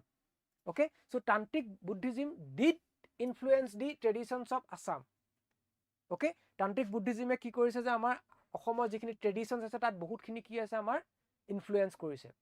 okay হেতু যদি মই কব যাও tantric Buddhismত যদি মই কব যাও যে আমাৰ যেটো আমাৰ আছিলে পদ্মসম্ভাবা ওকে আপোনালোকে এটো পাই যাব পদ্মসম্ভাবা এজন কোন আছিলে পদ্মসম্ভাবা who was he was the founder of Tibetan Buddhism he was the founder of Tibet Buddhism যেটো আমি Mahayana বুলি কোৱা যায় okay and he died in Haju he died in Haju তেখেতৰ মৃত্যু হৈছিল ঠিক আছে সো ইয়াৰ পৰা আমি কব পাও যে তান্ত্ৰিক বুদ্ধিজিমত অসমত কি আছিল এটা ইনফ্লুয়েন্স আছিল ওকে ফাইন বুজি পাইছো গতিকে এইটো যেটো অপচনটো আমাৰ দিয়া আছে যে তান্ত্ৰিক Buddhism did not influence the religious traditions of Assam এটো আমাৰ ভুল হয় তো তাৰ পৰা আমি এভিডেন্স দিব পাৰিম যে Padmasambhava the founder of the Tibetan Buddhism Mahayana so he was died in Haju তেখেতৰ মৃত্যু হৈছিল গতিকে তাৰ পৰা আমি কব পাও যে there was link in Tantrism okay so next আমি যদি ডিসকাশন কৰো question number আমি চাও come to question number 17 okay 17 number question to আমি যদি চাও which Buddhist sect is believed to have had a greatest influence in medieval Assam so medieval Assamot কোনটো Buddhist sector আমাৰ সবতকে বেছি কি আছে বুলি কৈছে আমাৰ ইনফ্লুয়েন্স আছে বুলি কৈছে সো এটো কি কব পাৰো যে আমি Mahayana আৰু Vajrayana আমাৰ দুইটাতে আমাৰ কি আছিল ইনফ্লুয়েন্স আছিল Mahayana আৰু Vajrayana সো Vajrayana তো অলৰেডি মই কলো that Padmasambhava আৰু Mahayana কথা যদি মই কও ওকে Nagarjuna কথা আমি কব পাৰো Nagarjuna okay Nagarjuna কথা আমি কব পাৰো okay he was from Mahayana sect of Buddhism okay so he was the leader of Mahayana sect of Buddhism he built a chaitra near Haju okay he built a chaitra around 1st and 2nd century AD in Assam okay so আমি কব পাৰো যে Mahayana আৰু Vajrayana এই দুইটা sector কি আছিল যে আমাৰ medieval Assamত ইনফ্লুয়েন্স আছিল so this is from Mahayana Vajrayana Nagarjuna কথা আমি एग्जांपल হিচাপে দিব পাৰিম আৰু Padmasambhava কোন আছিল তেখেত he was the founder of the Tibetan Buddhism who died in Haju গতিকে দুইটা কোৱেশ্চন আমাৰ লিংক হয় 16 নম্বৰ কোৱেশ্চন আৰু 17 নম্বৰ কোৱেশ্চন আৰু টপিকটো আমি কি পঢ়ি আছো যে Buddhism in Assam okay Buddhism in ancient Kamrupa গতিকে এটো এটা ইম্পৰ্টেন্ট টপিক হয় you should know about it last year ইয়াৰ ওপৰত কোৱেশ্চন আহিছে গতিকে আমি অকমান এক্সটেন্ডেড পঢ়িব লাগিব যদি ইয়াৰ পৰা কোৱেশ্চন আহে ডেফিনেটলি আমি যাতে কৰিব পাৰো সো ইয়া কাৰেক্ট আনসাৰটো কি হ'ব আনসাৰ ডি 17 ডি সো আপোনালোকে নিজে নিজে ট্ৰাই কৰি যাব আৰু মই ক্লাছটো যিমান পাৰো সোনকালে কৰিবৰ কাৰণে চেষ্টা কৰিম যাতে ক্লাছটো অলৰেডি বহুত দীঘল হৈ গৈছে ঠিক আছে লেংথি হৈ গৈছে আমি সোনকালে টপিকটো শেষ কৰিব লাগে So question number 17 opposite I will discuss about question number 18. So now come to question number 18. এতিয়া কি কৈছে যে maths list 1 and list 2 Hiuen Tsang কেতিয়া আহিছিলে আমি সকলোৱে জানো ওকে হি ভিজিটেড আসাম যেতিয়া আমাৰ ভাস্কৰ বৰ্মনে ৰুল কৰি আছিলে question number 18 okay Hiuen Tsang and Farhin visited India before Gupta decline Farhin কেতিয়া আহিছিলে ইণ্ডিয়াতে কোনে ৰুল কৰি আছিলে সেইটো সময়ত চন্দ্ৰগুপ্ত 2 টাইমত হয়নে কেতিয়া আহিছিলে চন্দ্ৰগুপ্ত 2 টাইমত আহিছিলে yes or no Farhin visited India during Chandragupta 2 reign okay so এটো আমি কো পাৰিম yes গুপ্তা ডিক্লাইনৰ আগতে Farhin আহিছিল then হিউৱেন চাঙৰ account of Kamarupa under Bhaskar Barman okay কাৰণ নৰ্থ ইণ্ডিয়া যেতিয়া আমাৰ হৰ্ষবৰ্ধনে ৰুল কৰি আছিল সেইটো সময়তে কামৰূপাত কোনে ৰুল কৰি আছিল ভাস্কৰ বৰ্মনে ৰুল কৰি আছিল Barman dynasty and he visited Kamrupa at that time গতিকে A is correct B is correct okay and C I Singh wrote about Buddhist monasteries okay এটো কি হ'ব আমাৰ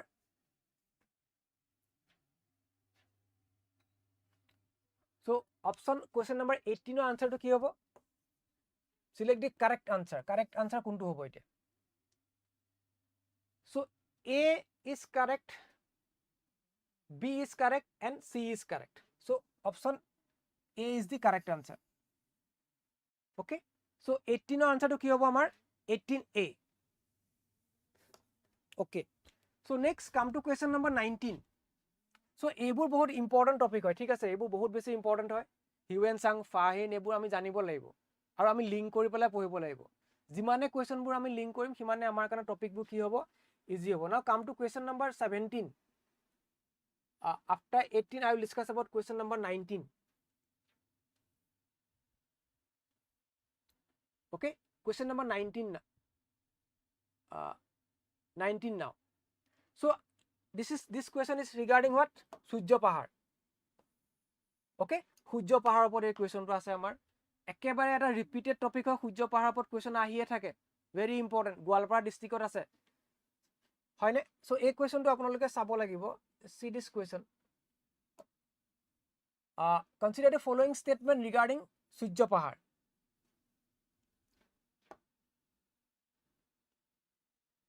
okay consider the following statement regarding Surya Pahar it is located in Gwalpara district the archaeological remains indicate Hindu Buddhism and Jainism influence etu hoy ami সকলোৱে জানো Surya Pahar বিষয়ে আমি সকলোৱে জানো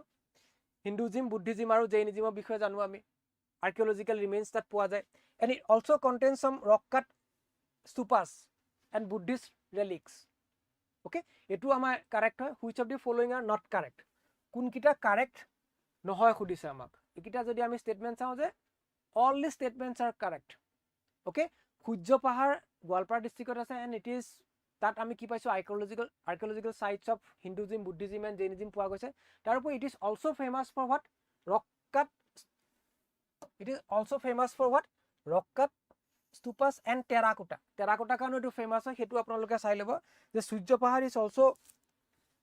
famous for what your terracotta okay it is also famous for terracotta eto eta important so khudise je kunkita statement correct no hoy which statements are not correct kunkita statement correct no hoy this statement all statements are correct so answer to amar ki hobo D is the correct answer okay so Surya Pahar to bahut eta important topic hoy bare bare APSC porikhat khudi ase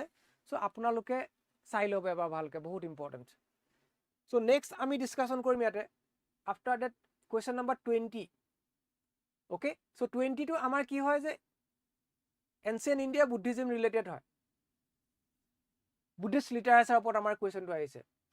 okay this is about Buddhist literature the Binay Pitaka Sutta Pitaka Abhidham Nama Pitaka ami ki hoy ami sokolwe jano now we have to ami sabo lage je kunkita correct hoy ase so what is Binay Pitaka to ki asile amar karone anyone কোনোবাই এটো answer দিব পাৰিব বিনয় পিট্টাকা তো কি হ'ব question number 20 answer তো কি হ'ব বিনয় পিট্টাকা কি হয় হোৱাট ইজ বিনয় পিট্টাকা সুত্তা পিট্টাকা আৰু আমাৰ কি আছে অভিধাম নামা পিট্টাকা অভিধাম্মা পিট্টাকা তো বিনয় পিট্টাকাটো আমাৰ কি হয় what is Vinay Pitaka anyone So Binay Pittaka to case rules and regulations asile. Binay Pittaka case rules regarding rules. Okay, discipline. Yes or no? Ebur apnaloke revision hoy jabo. Okay?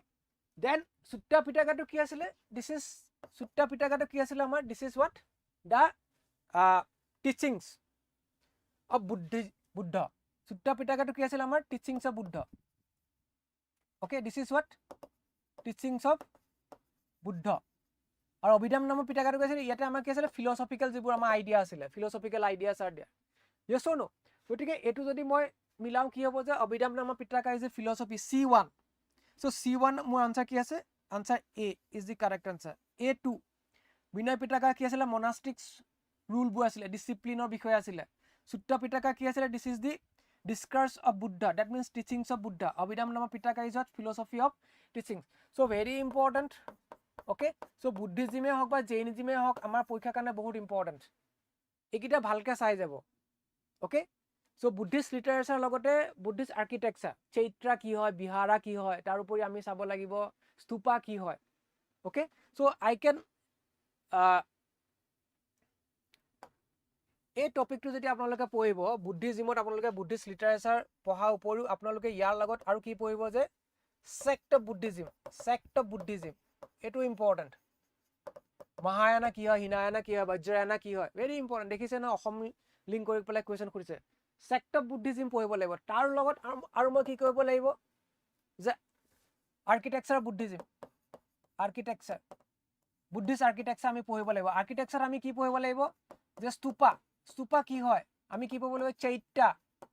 Chaitra কি হয় প্ৰেয়াৰ হল ওকে আমি কি পঢ়িব লাগিব vihara what is vihara okay বিহাৰাটো কি হয় বিহাৰা কি আছিল residence for the monks chaitya কি হয় prayer halls okay chaitya is prayer hall stupa is what relics of death যত আমি ৰাখিছিলো yes or no so Buddhist architecture আপোনালোকে পঢ়িব লাগিব বুদ্ধিষ্ট সেক্ট কিটা পঢ়িব লাগিব হিনায়ানা কি হয় মহায়ানা কি হয় বজ্ৰায়না কি হয় ভেৰি ইম্পৰ্টেন্ট এবোৰ কেতিয়াও স্কিপ কৰি নাযাব যদিও আমাৰ আজি এই কোৱেশ্চনটো বুদ্ধিষ্ট লিটাৰেচাৰৰ ওপৰত হয় সূত্ত পিটকা বিনয় পিটকা অভিধামনামা পিটকা হয় বাট একিটাও আপোনালোকে পঢ়ি ল'ব ভেৰি ইম্পৰ্টেন্ট ঠিক আছে এনেকে আমাৰ কি হয় যে আমাৰ ৰিভিজন হয় সো মক টেষ্ট দিলে আমাৰ বেনিফিটটো কি হয় যে আমাৰ ৰিভিজনটো হয় revision is very important so next I will going to question number 21 Consider following statement regarding Moamoya rebellion. Moamoya rebellion to Assam history kane bahute beshi important. Eta prothom Moamoya rebellion ketia hoisile, second Moamoya rebellion ketia hoisile, third Moamoya rebellion ketia hoisile. Moamoya rebellion ketia pora ketia le hoisile, kuntu samoyot hoisile. Very important. Assamor question apnaloke mili sale dekhibo. First, second, third Moamoya rebellion kunjon rajar samoyot hoisile 1769 Lakshmi Singhor samoyot hoisile. Second Gorinath Singhor time hoisile, third to akko Gorinath Singhor time hoisile. Yes or no? So Moamoya rebellion is a very important topic. So এই টপিকটো আপোনালোকে ভালকে চাই লব যেটো আমাৰ time spend two গেছলে 1769 two 1805 প্ৰথমটো আমাৰ লক্ষ্মী সিংহ টাইমত হৈছিল সেকেন্ডটো গৌৰীনাথ সিংহ টাইমত হৈছিল আকৌ থাৰ্ডটো কাৰ টাইমত হৈছে গৌৰীনাথ সিংহ টাইমত হৈছিল এটো কি হৈছিল second and third okay Lakshmi Singha সময়ত আমাৰ 1769 ত প্ৰথম মোৱাময় ৰিবেলিয়নটো হৈছিল কাৰ টাইমত কাৰ লগত হৈছিল লক্ষ্মী সিংহ টাইমত ওকে এবোৰ বহুত ইম্পৰ্টেন্ট প্ৰিলিমছে হওক বা মেইনছে হওক বা ভাই নহওক কিয় মোৱাময় ৰিবেলিয়ন ইজ ভেৰি ইম্পৰ্টেন্ট যাক কোৱা যায় যে আহোম ডাইনেষ্টি টু ধ্বংস হোৱাৰ এটা মেইন কজ বুলি আমি কোৱা হয় হয়নে নহয় সো আপোনালোকে সকলোৱে জানে গতিকে মোৱাময় ৰিবেলিয়নৰ ওপৰত ভালকে এটা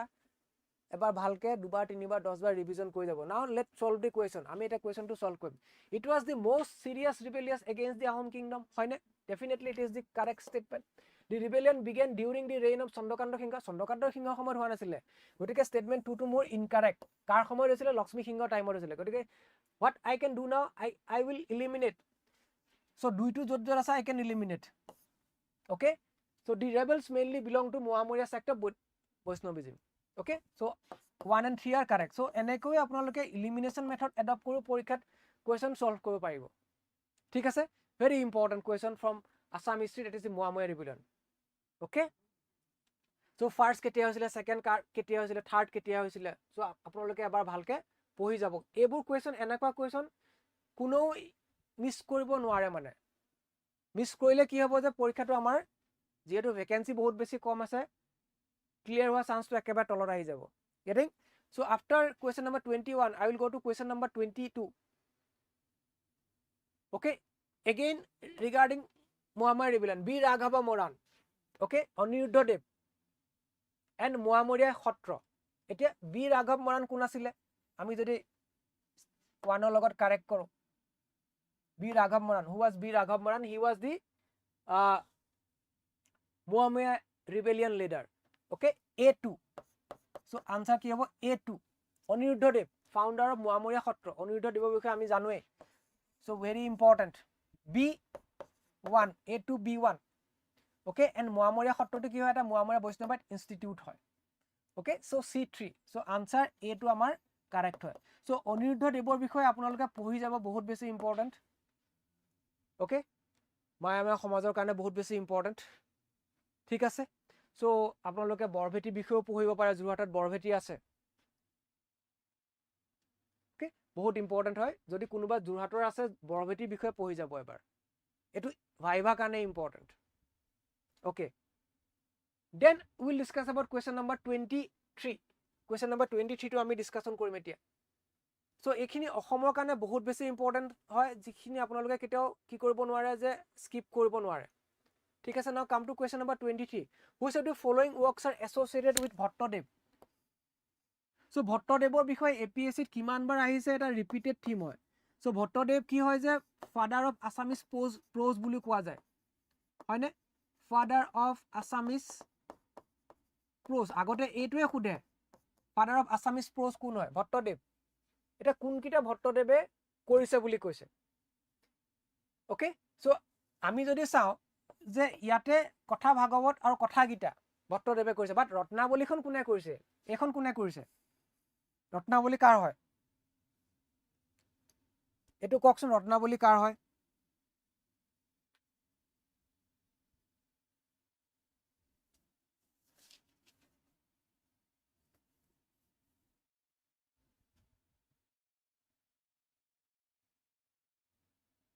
So 23 correct answer to কি হ'ব আমাৰ what is the correct answer for 23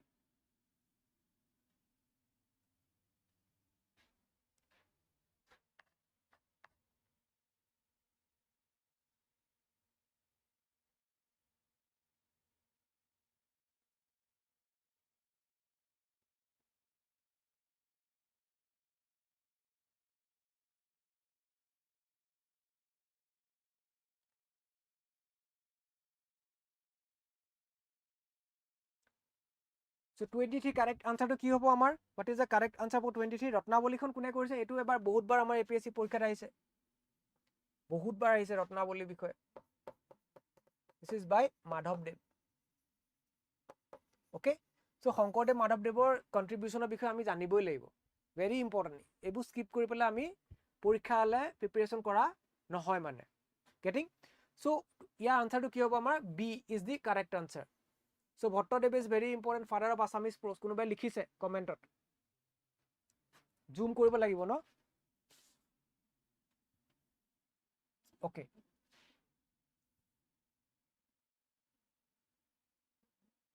এতিয়া ঠিকে আছে is it okay now এতিয়া দেখা পাইছা সকলোৱে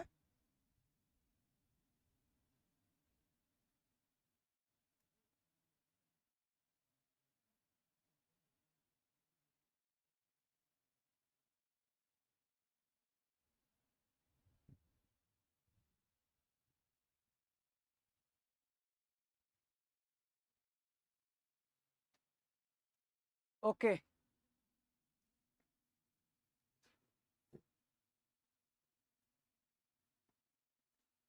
So now come to question number 23.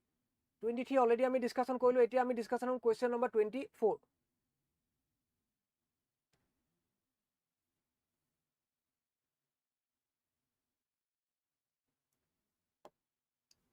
Okay, match the following poet with his contribution.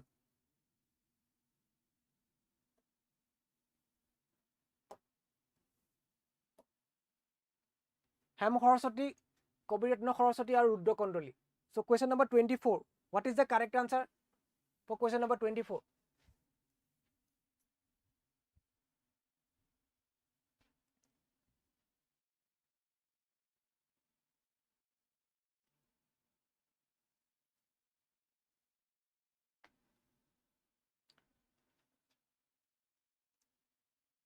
Hem Saraswati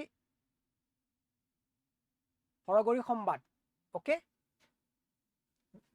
very important পৰীক্ষাত আহিয়ে থাকে হেম সৰস্বতীৰ বিষয়ে আৰু আমাৰ হৰগৌৰী সম্বাদৰ বিষয়ে সুধি আছে প্ৰহ্লাদ চৰিতৰ কথাও সুধি আছে পৰীক্ষাত জয়দত্ত বধৰ কথাও আমাৰ পৰীক্ষাত সুধি আছে গতিকে ইয়াৰ কাৰেক্ট আনসাৰটো কি হ'ব 24 correct answer is option A so ইয়াতে আমি বুজাবলগীয়া কথা একো নাই মেইন কথাটো হ'ল যে আমাৰ সেই ইনফৰমেশ্যনখিনি আমাৰ ওচৰত লাগে যিখিনি ইনফৰমেশ্যন আমাৰ ক'ত থাকিব লাগে যে এক্সাম ৰিলেভেণ্ট যাতে হয় ওকে ইনফৰমেশ্যনবোৰ যাতে আমাৰ কি হয় যে এক্সাম ৰিলেভেণ্ট হয় সেইটোৱে ইম্পৰ্টেণ্ট গতিকে এই বিষয়ে আমি চাই যাব লাগিব বহুত ইম্পৰ্টেণ্ট আৰু ইয়াতে আমি এইবোৰ কথা কিছুমান আমি কি কৰিব লাগিব বাৰে বাৰে ৰিভাইজ কৰিব লাগিব দেন অনলি কি হ'ব যে আমি মনত থাকিব it will retain in our mind otherwise ইয়াতে বুজাবলগীয়া একো নাই আৰু এই যিকেইটা কথা মই ইয়াতে লিখা গৈছে কুৱেশ্যনটোত হেম সৰস্বতী হৰগৌৰী সম্বাদ প্ৰহ্লাদ চৰিত ওকে চ' কবিৰত্ন সৰস্বতী চ' এইকেইটা বহুত বেছি ইম্পৰ্টেণ্ট আগতেও পৰীক্ষাত আহি গৈছে ঠিক আছে চ' 24 আনসাৰটো কি হ'ব আমাৰ option A is the correct answer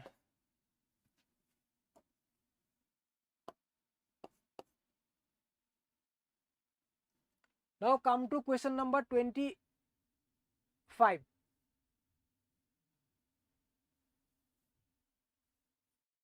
Rudrakandali is best known so sobe bhalke dekha paise Rudrakandali is best known for translation of Ramayana translation of parts of Mahabharat such as Jayadratha Bodh Kirtan Ghosha and Nam Ghosha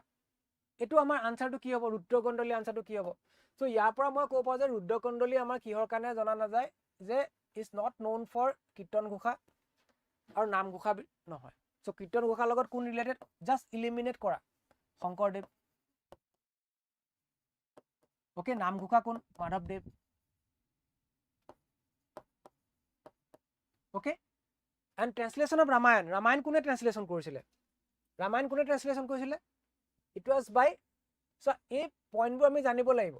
Ramayana কোনে translation কৰিছিলে আমি জানিব লাগিব মহাভাৰত কোনে translation কৰিছিলে আমি জানিব লাগিব okay so' Ramayana was translated by Madhav Kandali okay আৰু মহাভাৰতটো কোনে ট্ৰান্সলেশ্যন কৰিছিলে আপোনালোকে সেইটো চাই ল'ব মহাভাৰত কোনে ট্ৰান্সলেশ্যন কৰিলে সেইটো ইম্পৰ্টেণ্ট ওকে মহাভাৰতটো আপোনালোকে লিখি ল'ব Mahabharata was translated by Ram Saraswati okay so তে কোনটোৰ লগত ৰুদ্ৰকণ্ডলী জড়িত আছিলে translation of parts of Mahabharata such as Jayadrath বধ okay option B is the correct answer 25 ৰ আনসাৰটো কি হ'ব আমাৰ বি হ'ব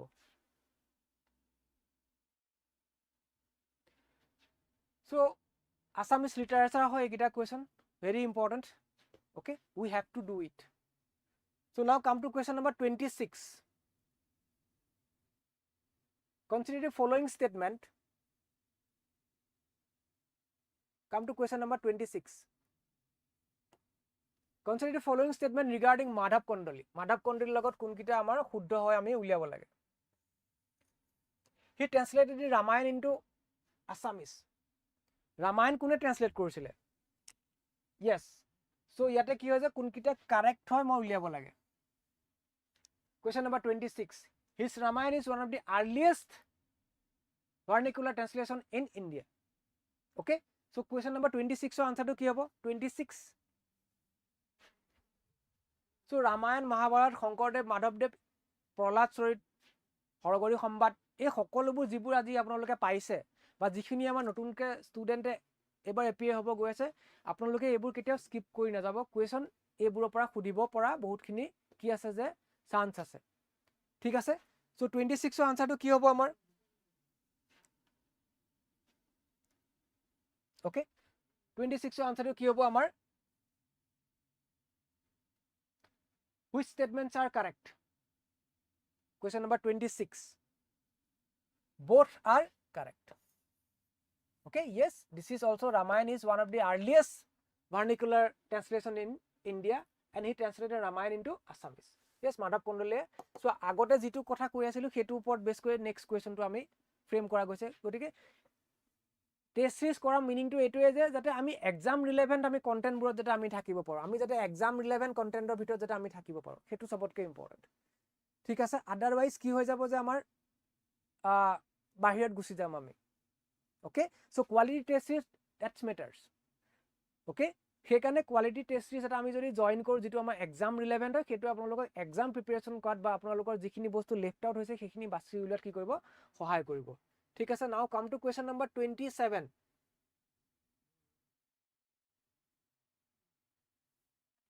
কুৱেশ্যন নম্বৰ 27 টো মই যদি চাওঁ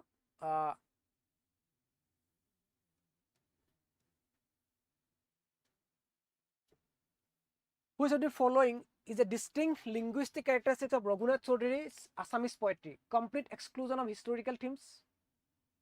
Okay, complete exclusion of historical themes. Option A.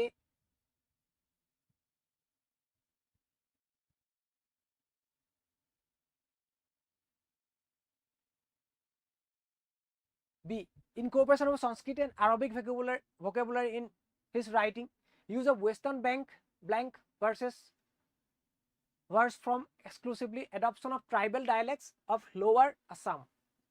So, etu apnaloke ebarta saila question number 27.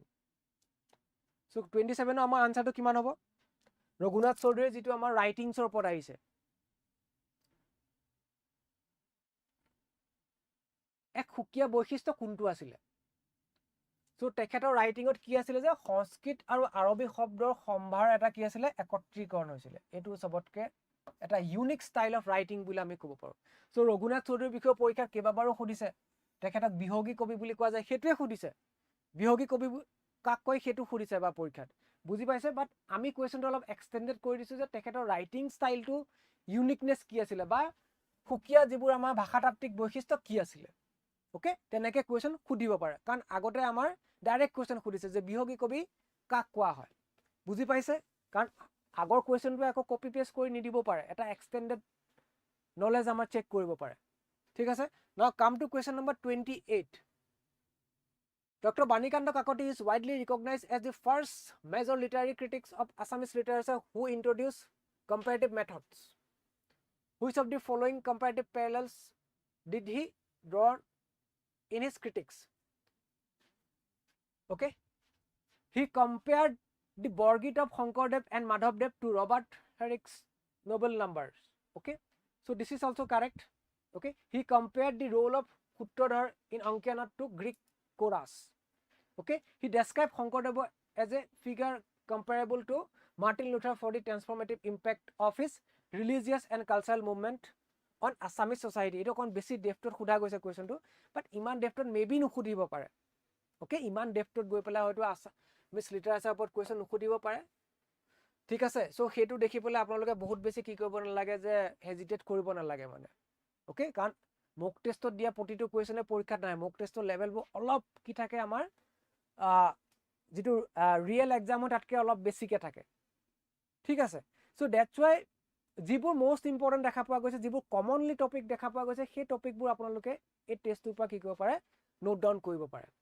Okay fine so ইয়াতে আমাৰ কাৰেক্ট আনসাৰ কি হ'ব যে which of the following statement is are not correct all are correct so answer to ki hobo ma D is the correct answer so yeah answer to ki hobo ma question number this 27 okay so question number 27 answer to amar kiman hobo etu moi koi disu so yeah answer to amar ki hobo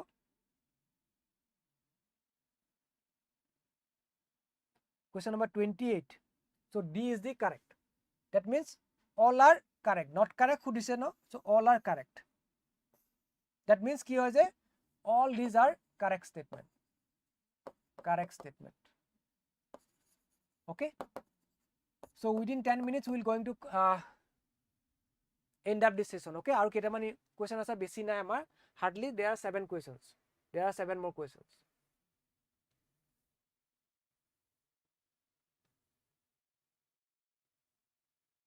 now come to question number 29 okay etu sobotke besi important inscription.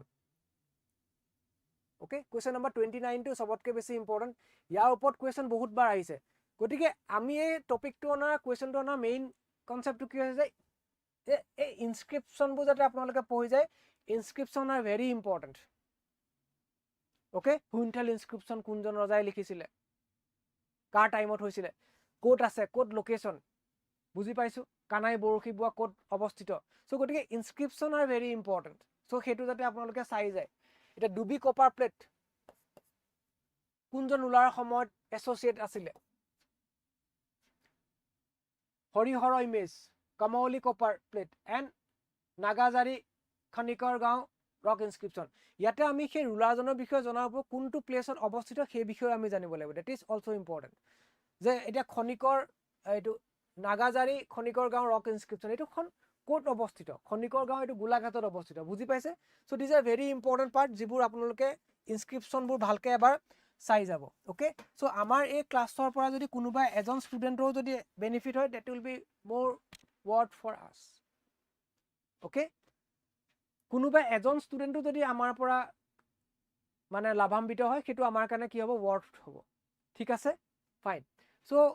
যাতে student বুৰে গম পায় যে ইনস্ক্ৰিপশন যিখিনি আছে সেইখিনি যাতে আমি এৰি থৈ নাযাওঁ কাৰণ ইনস্ক্ৰিপশনৰ ওপৰত বাৰে বাৰে কোৱেশ্চন আমাৰ খুদি আছে ওকে বহুত ইম্পৰ্টেন্ট হয় এটো সো এতিয়া প্ৰথম ডুবি ইনস্ক্ৰিপশনটো আমাৰ কামৰূপত আছে it was by Bhaskar Barman A2 Dubi ইনস্ক্ৰিপশন Kamrupa by Bhaskar Barman A2 গতিকে A2 হোৱাৰ লগে লগে I can eliminate this D option and A option Kamauli copper plate inscription jitu ase amar okay so this is in UP Kamauli copper plate inscription Vidyadev okay this is in UP B1 बहुत important A to B1 so correct answer to ki hoba amar C will be the correct answer C4 okay C4 yes so C will be the correct answer বুজি পাইছো so inscription kita বহুত বেছি important এবুৰ আপোনালোকে skip কৰি না যাব question number 29 so correct answer to আমাৰ কিমান হ'ব কি হ'ব C is the correct answer fine so আৰু কিছুমান আমাৰ ইম্পৰ্টেন্ট ইনস্ক্ৰিপশন আছে যেনেকৈ মই যদি কওঁ যেটো ইয়াত নাই আপোনালোকে উমাচল ইনস্ক্ৰিপশনৰ বিষয়ে পঢ়িব পাৰে উমাচল ইনস্ক্ৰিপশন এবাৰ পৰীক্ষাত আহিছে উমাচল ইনস্ক্ৰিপশন আপোনালোকে চাব পাৰে ওকে আপোনালোকে হুইন্টাল ইনস্ক্ৰিপশন চাব পাৰে হজৰা বৰ্মন হুইন্টাল ইনস্ক্ৰিপশন ওকে এইকিটাটো চাবই তাৰ উপৰি এটো চাব পাৰে উমাচল ইনস্ক্ৰিপশন হুইন্টাল ইনস্ক্ৰিপশন তাপাত কানাই বৰখি বুৱা ওকে কানাই বৰখি বুৱা এবোৰ আপোনালোকে চাব পাৰে পৰীক্ষাত আহিব কারণ আগতে আহি গৈছে ঠিক আছে বুজি পাইছে so question number 29 then after that I will come to question number 30 this is regarding what consider the following statement regarding ancient Assam Do Parbatia is regarded as the ancient as the earliest known structural temple site in India Rastarangani mentioned the marriage of Amrita Prabha of Kamrupa with the Meghavana of Kashmir আমি কি কৰিব লাগে যে which of the following statements are correct আমি উলিয়াব লাগে okay Kalyan Barman sent a diplomatic mission to China in 428 AD Mahendra Barman was the first ruler of Kamrupa to perform Rajasuya yajna okay so ইয়াতে আমি কি কম যে মহেন্দ্ৰ বৰ্মন আমাৰ ৰাজসূয় যজ্ঞৰ লগত এসোসিয়েট নাছিলে সো অপশন 4 টু যদি আছে you can eliminate here okay Mahendra Barman was not the person associated with the Rajasuya Yajna. He was associated with what? Mohendra Bormone kuntu yajna korisile ba kunbe ko paribone Mohendra Bormone kuntu yajna korisile it was the anyone kuntu yajna korisile kune ko para comment ot chao do comment Mohendra Bormone kuntu yajna korisile which sacrifice Assam history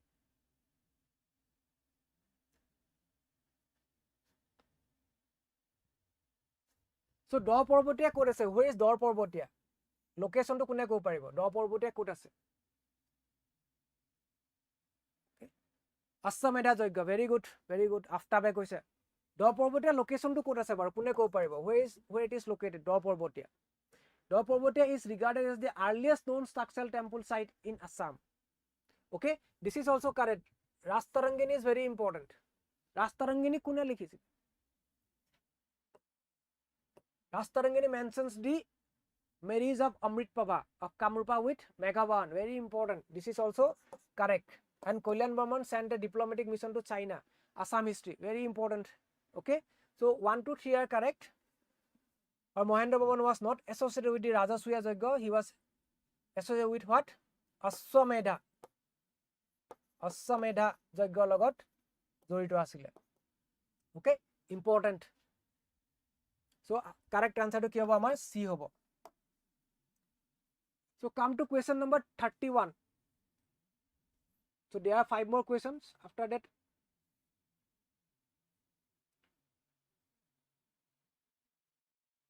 So this is regarding what? Assam literature. How many of the following pairs are correctly matched? Dimbeswar Sharma, Mukunda Madhav Sharma, Pradeep Sharma and R.D. Chaudhary. Okay. So yate amar correct answer to kiman hobo? Question number 31. Assam literature. So yate all 3 are correct apart from this. Okay. So yate ki hoy je option 4 to bad di pelai all 3 are correct. Correctly match. Okay. Ebu sai jabo Assam literature question hoy. Thik ase? Now I will discuss about question number 32. Consider the following match regarding the Saptanga theory of state mentioned in the inscription of ancient Kamrupa. So tar mode ki hoye ei jitu Saptanga theory hoy 7ta ongo. Okay, Saptanga theory. Okay, etu eta important hoy Assam history karone 7ta ongo kotha koise 7 parts of a state. He 7ta ki hoy eta 4ta dia ase. Okay, eta durgo mane ki hoy? Durgo mane ki hoy? Je fort A3. Okay, Kosa mane ki hoy je Kuh mane ki hoy? Treasury. Mitra mane ally. Okay, Danda mane ki army D4. So correct.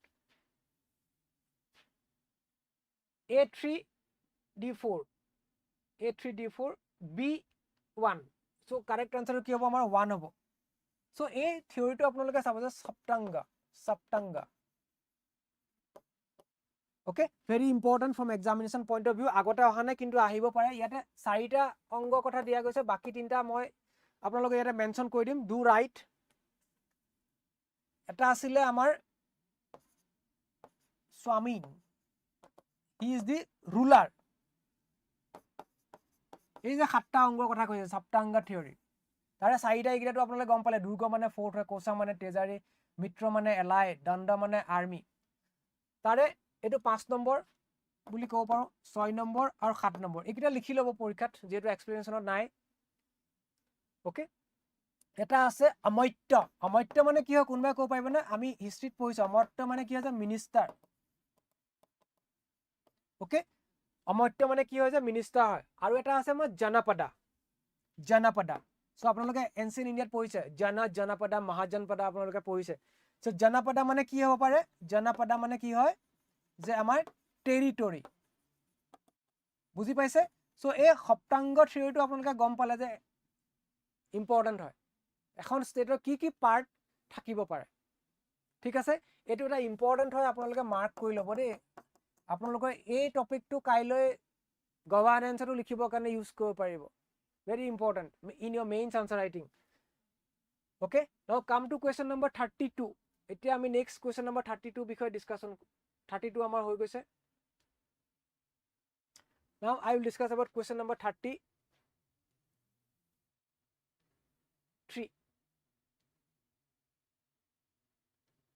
again from Assam history okay consider the following statements regarding Ahom rulers Sudangpha was discovered in a Brahmin's household at Habung and later installed in the Ahom throne. Sudangpha, Bamuni Kuwar buli koisilu ami. During his reign, Susenpha led a campaign against Tangsu Nagas. Susenpha defeated Kasari at the Battle of Dampuk on the Dikho River. Suhungmung created officer of Khodia Khwa Gohai after annexing the Sutia kingdom. Etia yata amar correct statement amar kun kita hoy. Which of the following statement are incorrect khudise? Incorrect statement kun kita hoy. Question number 33. What will be the correct answer for question number 33?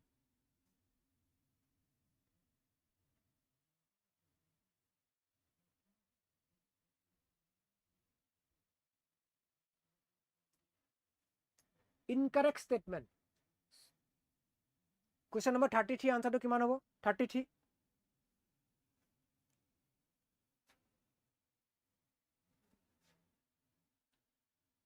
Sudangfa was Ami ki ulaba je incorrect statement. Sudangfa was discovered in a Brahmin's household at Habung and later installed on the Ahom king. Eto shuddha hoy ne? This is the right correct statement. Ami uliaba lage incorrect. During his reign, Susenfa led a campaign against the Sangunagas. This is also correct. Okay. And Suhungmung created the office of Khodia Khwa Gohai. Khodia Khwa Gohai to ami janu etu. This is the right answer. Okay. So this is also correct.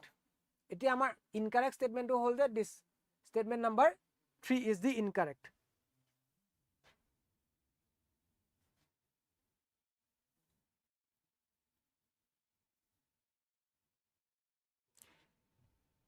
Yata ki hoise je Suhenfa was defeated. He was defeated. Okay. So this is the incorrect statement. So answer B. So now come to question number 34. Eti ami ki discuss korim question number 34. According to Ahom tradition, which of the following figures were regarded as the divine descendants sent by Langdon? It's a unique question hoy Ahom history report. So yar correct answer to ki hobo amar option B. 34 answer to ki hobo amar B. Khunglung and Khunlai. যে আহোম পৰম্পৰা অনুসৰি পৃথিৱীত ৰাজ্য প্ৰতিষ্ঠা কৰিবলৈ লেংডনে বা ইন্দ্ৰই প্ৰথমতে কাক প্ৰেৰণ কৰিছিলে ওকে সেই কিজন হৈছে খুনলুং আৰু খুনলাই ইম্পৰ্টেন্ট হয় এটো এটা বহুত ইম্পৰ্টেন্ট আপোনালোকে মাৰ্ক কৰিব পাৰে দেই important So with this we will come to the last question for today's class. This is the consider the following match between major Ahom Mughal events and the boundary established thereafter. Treaty of Osurali, Treaty of Gilazari Ghat, Battle of Saraigat, and Battle of Itakhuli. Okay, question number 35.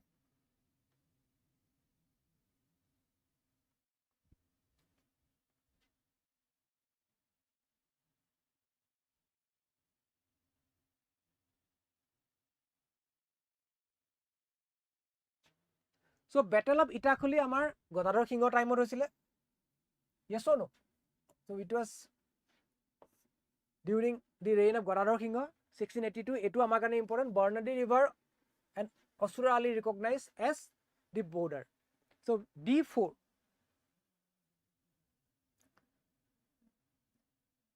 So Battle of Itakhuli to ki hobo je amar Manas River became the permanent western boundary. Okay, Treaty of Osura Ali, Barnadi, Treaty of Osura Ali ki hobo je amar Treaty of Osura Ali is Barnadi River and Osura Ali recognized as the border. Okay, Treaty of Gilazari Ghat is Western Assam ceded to Mughals. B3. Okay, Battle of Saraigat, Ahom recovered Guwahati up to Manas. Okay, so C2. So amar answer to ki hobo ultimately goi pelai A Osura Ali to ki hobo amar is A4. Okay, A4 Treaty of Gilazari Ghat B3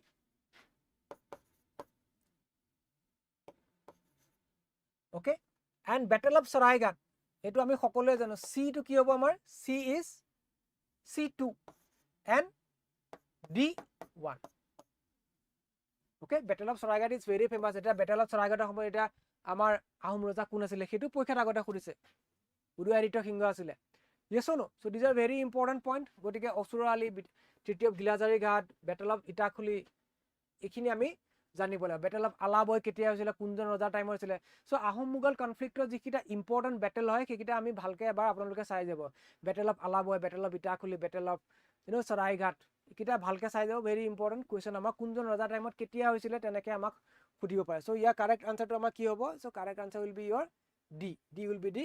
correct answer ঠিক আছে so আজি ক্লাছটো ইয়াতে শেষ হৈছে আমাৰ so next class আমি কাইলৈ কৰিম সো আনাদাৰ 50 কুৱেশ্যন য'ত আমাৰ mock test 1 যেটো আমাৰ আছে হেতু আমাৰ শেষ হ'ব okay so thank you everyone for joining the class and আপোনালোকৰ যদি কাৰোবাৰ কিবা ডাউট থাকে so do comment on the comment section okay so আৰু এটা কথা ইয়াতে কম যে ক্লাছটো আমি কিয় লৈ আহিছো যাতে যিখিনি নতুন ষ্টুডেণ্টে পৰীক্ষা দিব গৈ আছে তেওঁলোক যাতে মিছলিড নহয় মিছগাইড যাতে নহয় এইবোৰ যিবোৰ topic these are most important topic যিকোনো পৰীক্ষাত আপোনালোকে যদি খুলি চাই এইবোৰ কুৱেশ্যন দেখা পাব গতিকে এই কুৱেশ্যনবোৰ আপোনালোকে চাওক এই টপিকবোৰ অলৰেডি পঢ়িছে এটা বুদ্ধিজিমৰ বিষয়ে পঢ়িছে সেক্ট অফ বুদ্ধিজিম বা আপোনালোকে বুদ্ধিষ্ট লিটাৰেচাৰ বিষয়ে পঢ়িছে বা বুদ্ধিষ্ট আপোনালোকে আৰ্কিটেকচাৰৰ বিষয়ে পঢ়িছে ওকে কিন্তু পঢ়িলে নহব এইখিনি সময় ৰিভাইজো কৰিব লাগিব সো এই টেষ্ট সিৰিজৰ যেটো ক্লাছ লৈছে এই ক্লাছৰ মাজতে আপোনালোকক এটা মেছেজ দিব বিচাৰিছো যে যিখিনি টপিক আমি ক্লাছত লৈ আহিছো সেইখিনি টপিক যাতে এটলিষ্ট ৰিভাইজ কৰি যায় সেইখিনি যাতে এৰি থৈ নাযায় ওকে যেনেকৈ হিনায়না কি হয় বজ্ৰায়না কি হয় মহায়ানা কি হয় ওকে বুদ্ধিষ্ট আৰ্কিটেকচাৰ আমাৰ চৈত্ৰা কি হয় বিহাৰা কি হয় ওকে সো তেনেকৈ আপোনালোকে কুৱেশ্যনবোৰ যাতে আপোনালোকে এবাৰ ভালকে ৰিভাইজ কৰি যায় টপিকছবোৰ okay thank you for joining the class আৰু কাৰোবাৰ যদি কিবা সুধিব লগা থাকে আপোনালোকে ডেফিনেটলি আমাক কমেন্ট সেকশনত কমেন্ট কৰি পেলাই সুধিব পাৰিব আৰু positive feedback are always welcome okay thank U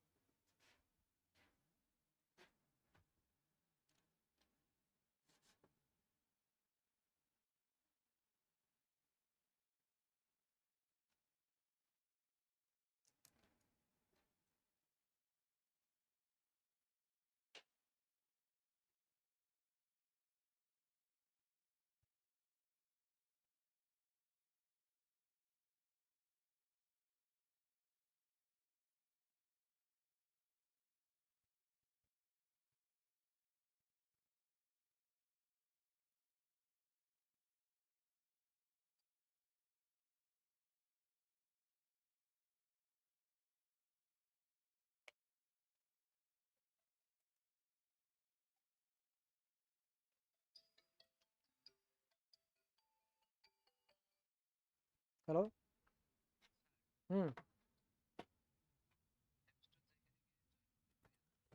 এই ক্লাছটো হ'বহে এতিয়া হা ক্লাছটো এতিয়া হ'বহে ক্লাছ আৰম্ভ হোৱা নাই তোমালোকৰ নটিফিকেশ্যন আহিব হা নটিফিকেশ্যন আহিব এই কোনো মানুহ কিন্তু সঁচাকে দেই বহুত ফাল্টু মানুহ কিছুমানে লাইভ কমেন্ট কৰি আছে বেয়া বেয়া গম পাইছা বেলেগ ইনষ্টিটিউটৰ হৈ চাগে